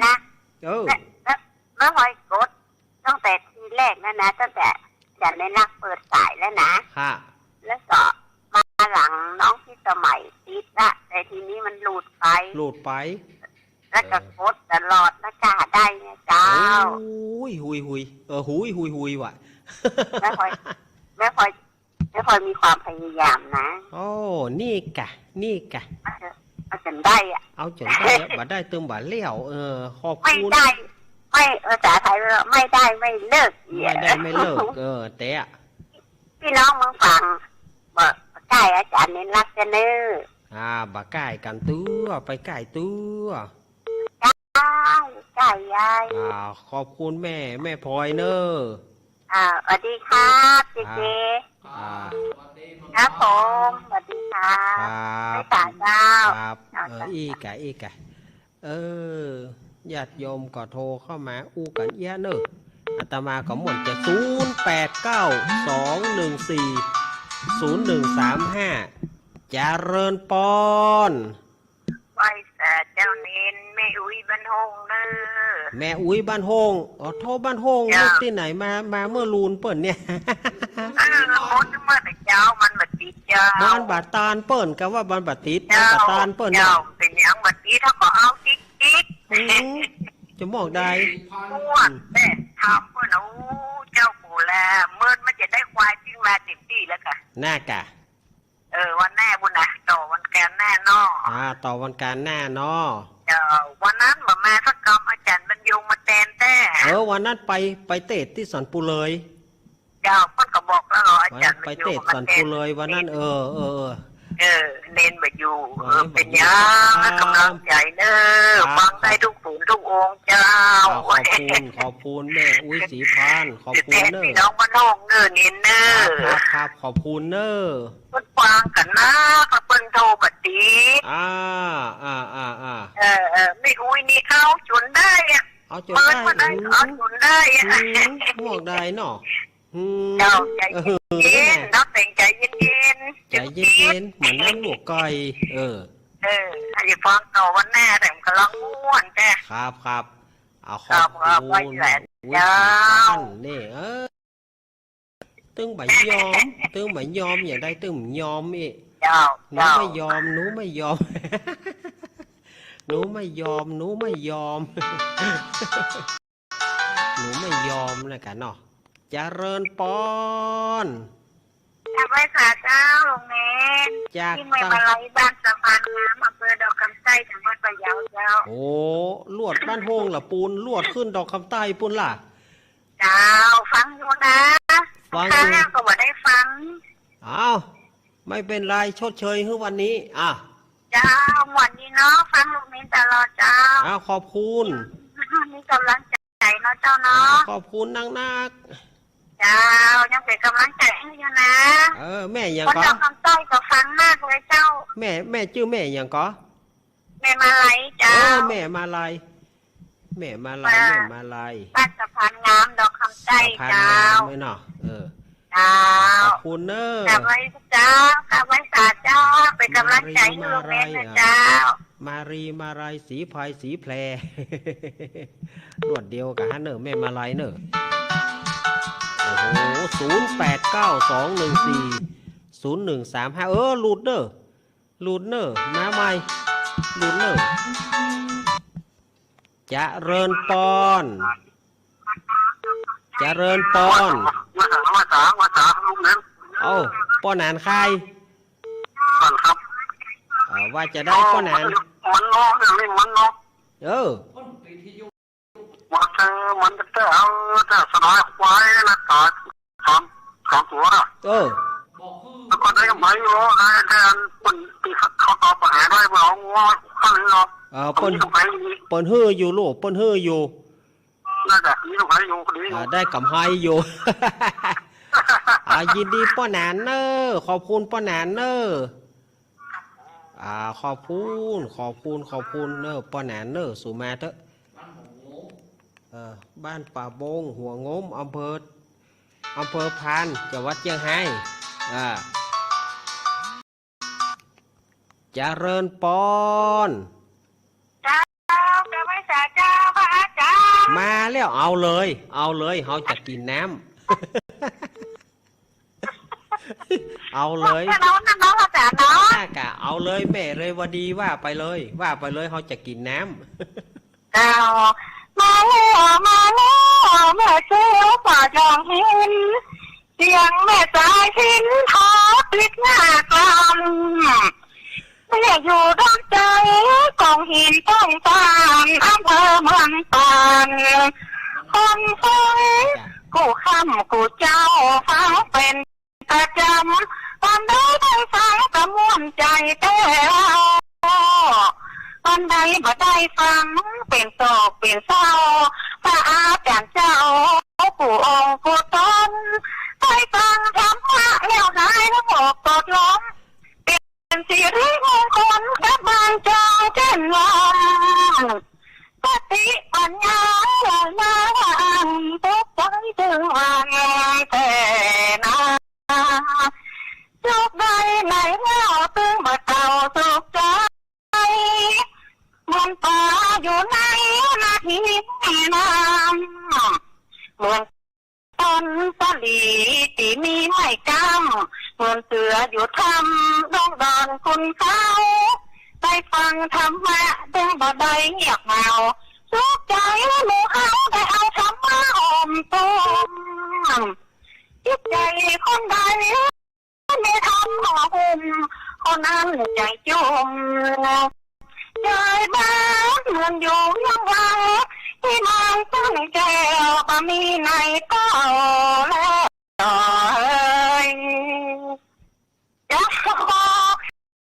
จะไว้สาเนอพระอาจารย์ขอบคุณเนอปัดโทษนี่กำลังใจด้วยเจ้จะฟังชัดเนอขอบคุณจ้าแล้วใจเลยแม่ใส่พินปัดโต้หูคนมาจออย่าทำเอาของย่างขันน้ำ ำใจอย่าเขาอยากกินน้ำเจริญปอนจากตั้งได้แม่สุทัศน์เนาะแม่สุทัศน์ว่าจะได้แฮะเสียงชัดเจนขึ้นเนี่ยจะได้ไม่ได้ไปจ้ะวันนั้นไม่ได้วันนั้นนะแม่ไม่ได้ไปสักคำกะเจ้ามีคู่หูท่านโอกาสหน้าเนาะฝากกันเนาะโอกาสหน้าฟ้าใหม่งานอื่นปะเลิกปะเต๋อเจ้าจงได้ฝากกันอยู่ครับขอบคุณแม่สุทัศน์เนอะแม่สุทัศน์ดีมูลแสนพรมต้งปีแม่วางจะเริญปอนกำลังมาจัดการเล่นกำลังเล่นปอนน้อยผลครับผมวันนั้นปีกบ้านข้ามกอวันนั้นปีกบ้านกอบะข้ามเนาะบะข้ามครับเพราะมันใกล้เนาะมันใกล้ฮั่นแกใกล้ครับอำเภอเดียวจะพ้นกี่ซอดเนาะก็ดีใจตัวเด้อแต่หันหน้าหันตาเนาะก็ไม่เห็นแน่นใจก็นี่ได้ปากันเลี้ยวปากันแล้วน้ำเนียงเสียงปากหันหน้าหันตากันแล้วดีใจตัวดีใจตัวครับขอบคุณป้าหน่อยเนอะขอบคุณป้าหน่อยนักเนอะดีมีสุขนะป้าหน่อยนะไว้วันนั้นกับมีนักนะเนาะแต่ใครน้ำแร่ไปพักยะเนาะบ่เป็นยังครับจะตุกก็ใจกันน้อยๆเนี่ยเนอะเป็นยังมากค่าด้วยน้ำใจถึงเล็กน้อยมากค่าด้วยน้ำใจครับมากน้อยด้วยน้ำใจเนาะมากค่าด้วยน้ำใจยินดีป้าน้อยเนอะครับผมขอบคุณป้าน้อยผลนี่ก็ได้ปะกันได้อู้กันคำเดียววันนั้นสถานยกโยมครับคนหน้ากลำไปคนกันนักกันหลายตัวครับขอบคุณป้าน้อยเนอะฮั่นเดี๋ยวกันเอาละรู้แล้วก็รู้แจ้งจะว่าจะนั่นเลยนะหมอนนี่เนาะจบเป็นไงจะต่อไปแต่วันหน้าก็ต่อกันเนาะก็ทำบัดจบไปก็ต่อไปจนจบนั่นนะแกก็ทำบัดจบแล้วกันจะต่ออยู่ว่าเอาบัดต่อจะได้หรอจะรอฝันเจ้าก็แน่กันการแล้วมาสักกำเนาะการแล้วติดงานเจ้ากันโทรประจำนะติดงานสุมาตัวติดงานเนอะเจ้าเป็นกำลังใจเด้อขอบคุณเนอะแม่ยวงเจ๊เจตัวขอบคุณสายต่อไปแม่0892140135มีกอดเจริญปอนว่าตาเตือนนึงเจ้าอาจารย์นี่ละแม่พลอยลืมบอกไปว่าแม่พลอยได้น้ำมนต์แล้วนะได้น้ำมนต์เนาะได้น้ำมนต์ได้แล้วน่าจะใส่อาจารย์นี่รักนั่นแน่นน่ากะกดมาได้ย่างเลยน่ากะปอดโถแม่พลอยมีความพยายามความพยายามสูงดีแล้วแม่พลอยเนอะขอบคุณนะแม่พลอยเนอะไว้สาจ้าอีกะปอดท่ออันนี้รอบ2เลยเน็ตแตะก็ได้ญาติโยมแม่พลอยนี่แหละเจริญปอนจากตั้งใดแม่มาจากเจ้าแม่ตาแม่ตาน้อยวันนั้นแม่ตาไปก่อนนั่นไปสักคำหอก็ใจแม่ฟองก็แห่ต่อไปฝากคือแม่ฟองพอดีคุณแม่ตาเน้นอันน่ะบ่ได้ไปสักกรรมเนาะ เอายินดีแม่ตาแล้วนะเสียดายขนาดเล็กเสียดายขนาดเจ้าลูกแต่ของเราม่วนดีม่วนนะพ่อเจ้าขอบคุณแม่ตาเนอะครับขอบคุณแม่ตา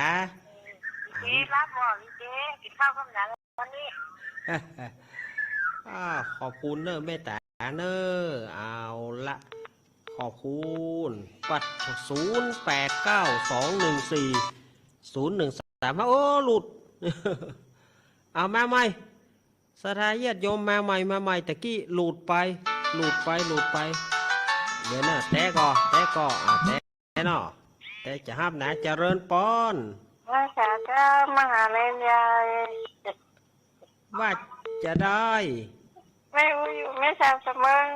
ฟังอยู่นะเจ้าเป็นกำลังใจนะแม่อุ้ยหยางแม่อุ้ยจื่อแม่อุ้ยหยางรายงานตัวแม่อุ้ยอินนี่เนาะน่ากะเป็นไทยลื้อนะไทยลื้อกะว่าเป็นหยังเนาะเป็นยังติดโกนี่ปุ๊บโตได้4 ชั่วโมงก็ได้ครับนี่โอ้ใจมันหนักมันมาหนักเนาะครับมันมาหนักเนาะโอ้มากันหลงหลายเนาะมาเรียนใหญ่เก่งแต่เก่งว่าเก่งก็อันน่ะกันเนาะขอบคุณเนอะแม่อุ้ยเนอะขอบคุณแม่ลงเนอะโอ้สถานเจ็ดยอมเหยมานักมาหนาแต่เนอะอาตมาจึงยอมฮาว่าเจริญปอนแม่จ๋าเจ้าลูกแน่นเฮ้ยแม่กองแรงเจ้าแม่กองแรงจะมาขอบคุณที่เปิดมาทำบุญทุกจังหวัดทุกตำบลทุกอำเภอเนาะก็น่านะกะแม่ก็ดีใจแต่ว่ะขอบคุณเปิดหลายๆเด้อดึกอันที่เปิดฟังในการเรียนอยู่นี่ก็ขอบคุณเปิดเด้อทุกคนกันเด้อแม่กองแรงเป็นตัวแทนแม่กองแรงเป็นตัวแทนเลยเจ้าแล้วก็จานเนาะอันถาพ่อครูเนาะหลุมเน้นเนาะทุกตนทุกองขออโมทนาสาธุเด้อสาธุวันนาวัตตาก็ต้องมีอยู่เนาะมีอยู่บุญมีบาดใจเขาควายกับล่างว่องยังล้ำก็หมอนะว่าหันลูกเล่นเขาหันผู้เจ้าไหลตุนไหลอ้วงแม่ก็ดีใจพี่น้องชะตาเปิดมาลักมาหลายกับแม่ก็ดีใจขอบคุณเปิดทุกคนนะแม่เนอขอบคุณแม่กองแรงเนอเจ้าเป็นกำลังใจเนออยู่ดีมีสุ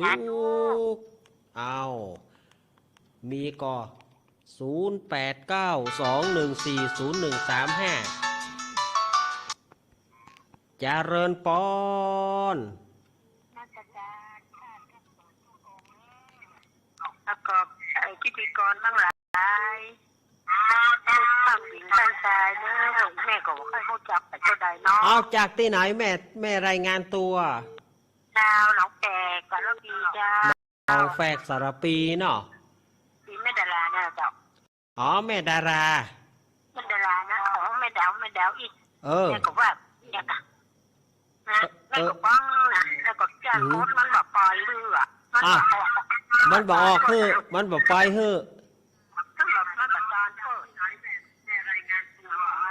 บอกเป็นอย่างเนอเอาละแม่นิสุมาเนอสุมาเตะแม่บอกปิดวิทยุแล้วแม่ก็เปิดตัวอาตมาครับขอเสียมารยาทเลยนะเพราะว่ามันบอกหูเรื่องกับมันหวานกันเจริญปอนไว้ใส่เจ้าลูกเน้นแม่บุญหลงเจ้าหายไปเมินน่ะแม่บุญหลงหายไปเมินแล้วเนี่ยสถานีลี่นี่มันรู้เจ้าสถานีลี่มันรู้หม้อเจ้ารู้มากก็ว่าได้ฟังได้4-5 วันมานี่จ้ะแม่บุญหลงหายไปไหนกูเตือนกูเติงหาตลอดสถานีบดีนะแกเอ้ยอันนี้กดก็ไม่หาวันทีละลูกเน้นตัว หัวมือปวแปะงาน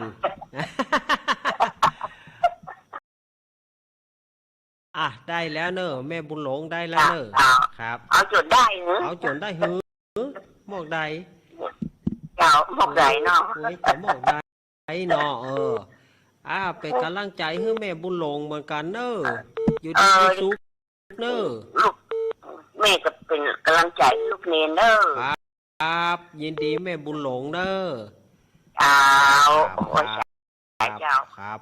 แม่บุญหลงมาละตังลีนี่หายแซบเลยแม่เกี้ยวมูลเขาไปตั้งใดอย่างนี้แม่เกี้ยวม่วง3 ปีลีจะว่าเนี่ย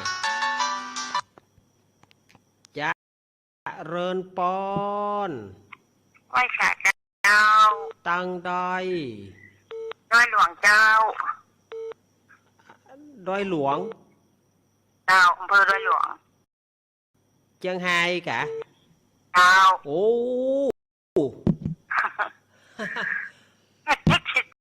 ที่แค่ถึงกลางคืนนะแม่โอ้อันนี้ดอยหลวงอำเภอดอยหลวงพูดเลยเนาะเจ้าปอดโถโถปะเลี้ยวอกเลี้ยวใจแท้แม่ถึงทางเพื่อนน่ะแม่ชื่อแม่หยังแม่ชื่อแม่หยัง089214013โอ้จะเริญปอนไปจากเลนเจ้าจากตังใดจากแม่สลัดแจ้ซ่อนนะเจ้าแม่สลัดแจ้ซ่อนวันนั้นปีค่ำกอพี่บอกไม่มาขำเนาะเมื่อวานคนหมอฝนจ้างคนมงหลังคาหล่นถังมาเลยพระหล่นพังมาเหียเจ้ามาได้วิทยุไปยังกระเปิดสักอันน่ะเขาก็ไม่จะไปลุ้นนั่นนะโอ้มันข้ามละบ้านอยู่ไกลก็เลยมาเหีย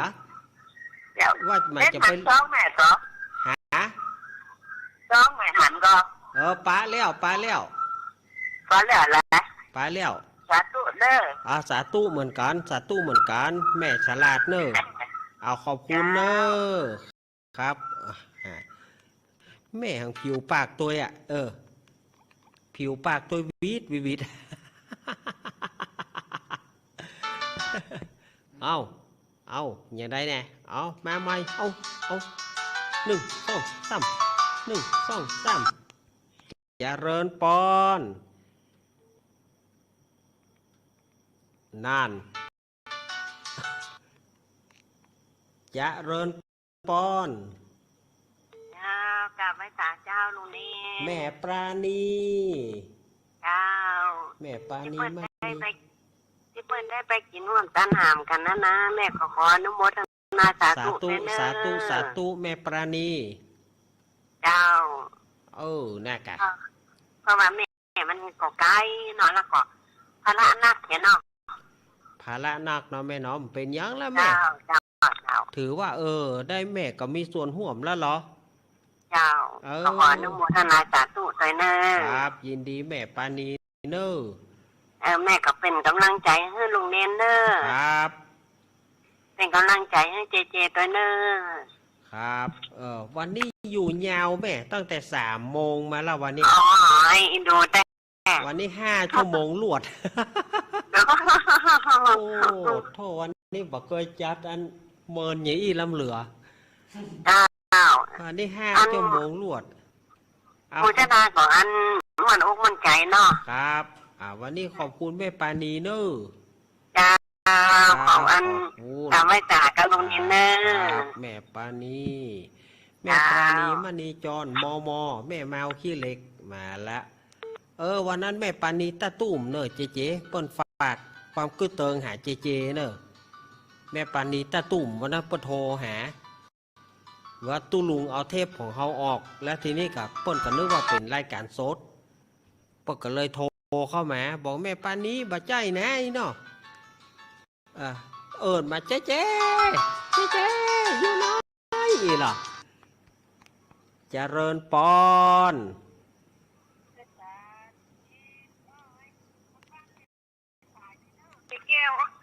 แม่เกี้ยว ได้ยินกระเสียงเนาะ ได้ยินแค่เสียงไม่เห็นรูปนึกว่าหล่อเจอตัวจริงร้องอ๋อว่าหมอนี่หัวล้านจัง เป็นดีหน่อยใจเนาะอยู่ไกลได้ไปหูไปหันอย่างกระ จะ ปุ่น ไป เนาะ หน่อยนะจะไปหน่อยนะจะไปหน่อยโอ้หน่อยใจนะโทรติดแล้วมาหน่อยใจเนี่ยฮะหมอ เนาะ ก็โทรติดแล้วนะจะไปหน่อยใจอย่างแถมหมอ เนาะได้ไปวาสนาเนี่ย แฮะจะไปว่ามันแล้วแต่ว่ามันมีวันเฮามีโอกาสเฮาถึงได้ปะกันแน่บุญมีบัตรไตขอควายก็ล่างว่องแน่ เจ้า อ้าวขอบคุณแม่เกี้ยวเนอะ แก้วขอเป็นกำลังใจด้วยเนอะ ครับขอบคุณนักๆเนอะ เป็นกำลังใจเจ๊ด้วยเนอะ กำลังจะเจตัวขอบคุณแม่เกี้ยวแม่เกี้ยวแม่เกี้ยวพญาสมบ้านหนองอ้อปงผาแม่สายเจียงไฮ้จะเริญปอนเอาแล้วจะเริญปอนเอาอย่างไรนี่จะเริญปอนสายนักแล้วกันเนาะตามนมัสการครับ สายนะ เอา เฮ้ย เอาเรื่องปัญหาผมไหม ฮะ เอาเรื่องปัญหาผมไหม ฮันเดี๋ยวแต่กะครับจะได้อันนี้สองอย่างใดนะครับครับขอบคุณพี่ไอ้เนอะฟังอยู่เนาะเอาขอบคุณโอ้แต่กะพี่ไอ้ว่าจะเอาปัญหาของพี่ไอ้นะเพราะว่ามันอย่างอีกลิกหน่อยนะวันนี้นะจะเริญปอนพระเจ้าลุงเน้นจากตั้งใดเพียนเจ้าบ้านใหม่กาญจนาแม่เพียนบ้านใหม่กาญจนาอำเภอจูนพะเยาพะเยานี่แน่นักแน่ก็ถึงว่าพุทธพะเยานี่มันเป็นอันดับหนึ่งนะอุ๋ยเกาลำปางนี่ตีเสมอกันแน่เราจะดูไว้เนาะไปฆ่าให้มดเนาะน่ากะ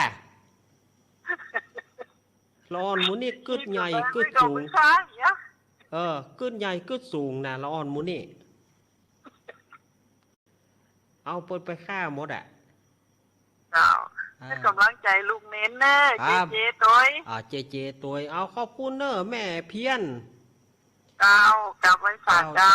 ขอบคุณแม่เพียนบ้านใหม่กาญจนาอำเภอจูนจังหวัดพะเยาเจ้าหมู่เฮาเจียงคำน้อยทำจตุน้ำสุพรรณฟองจำไฮเซฟเนาะพะเยานี่นะถ้าได้ยินก็โทรมาเถอะห้องเนอะสุพรรณเนอะ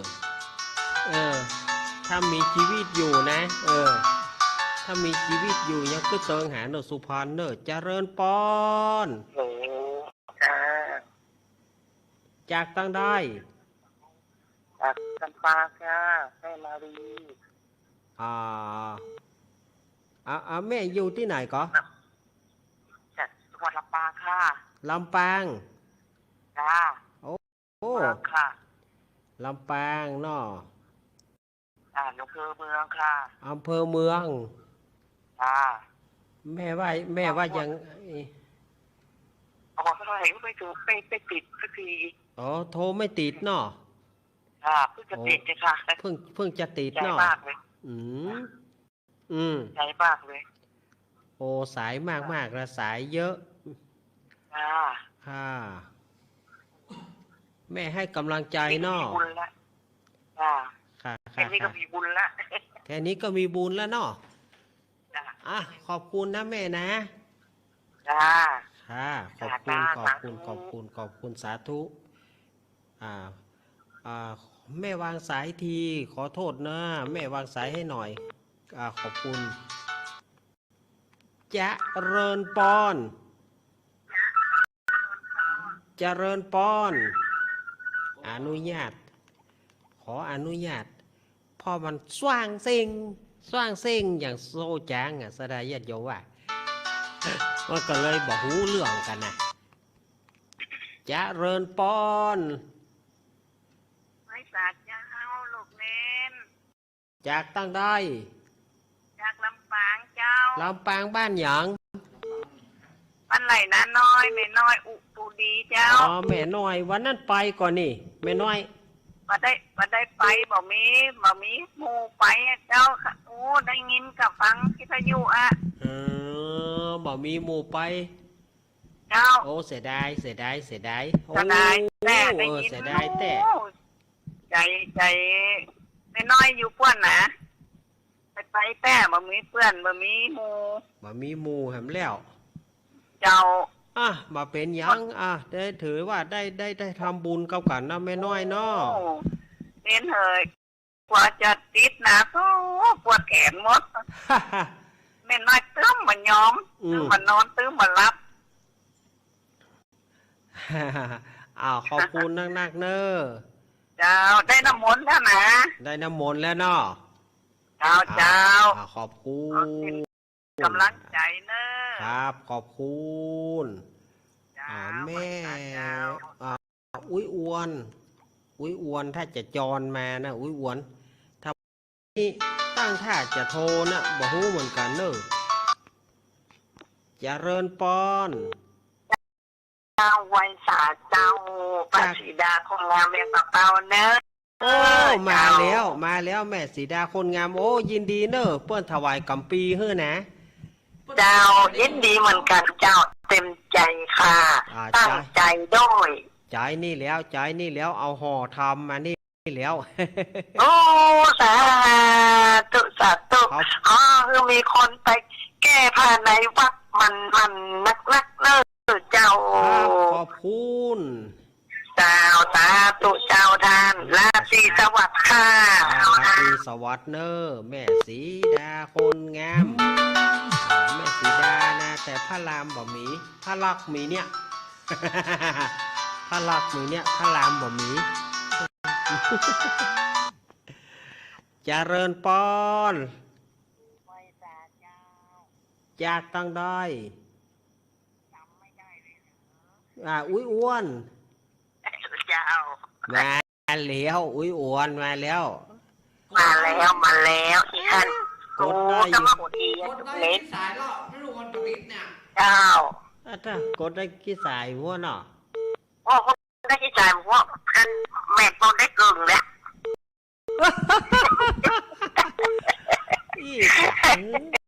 เอาจนได้เลยบ่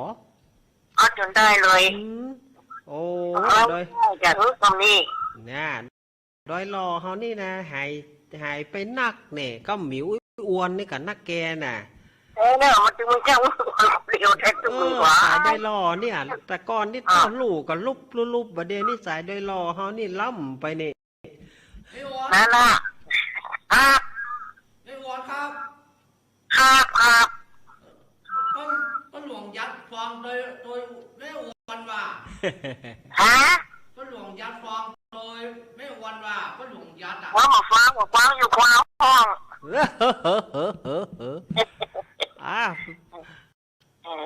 แล้วอกแล้วใจแต่กันเนาะ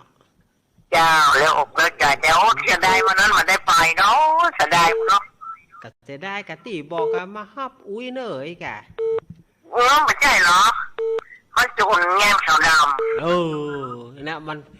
เนี่ยเปิดว่ากินตานมีมันมาศูนย์เนอะเปิดว่าเนาะนั่นแหละคนโบราณเปิดว่ากิน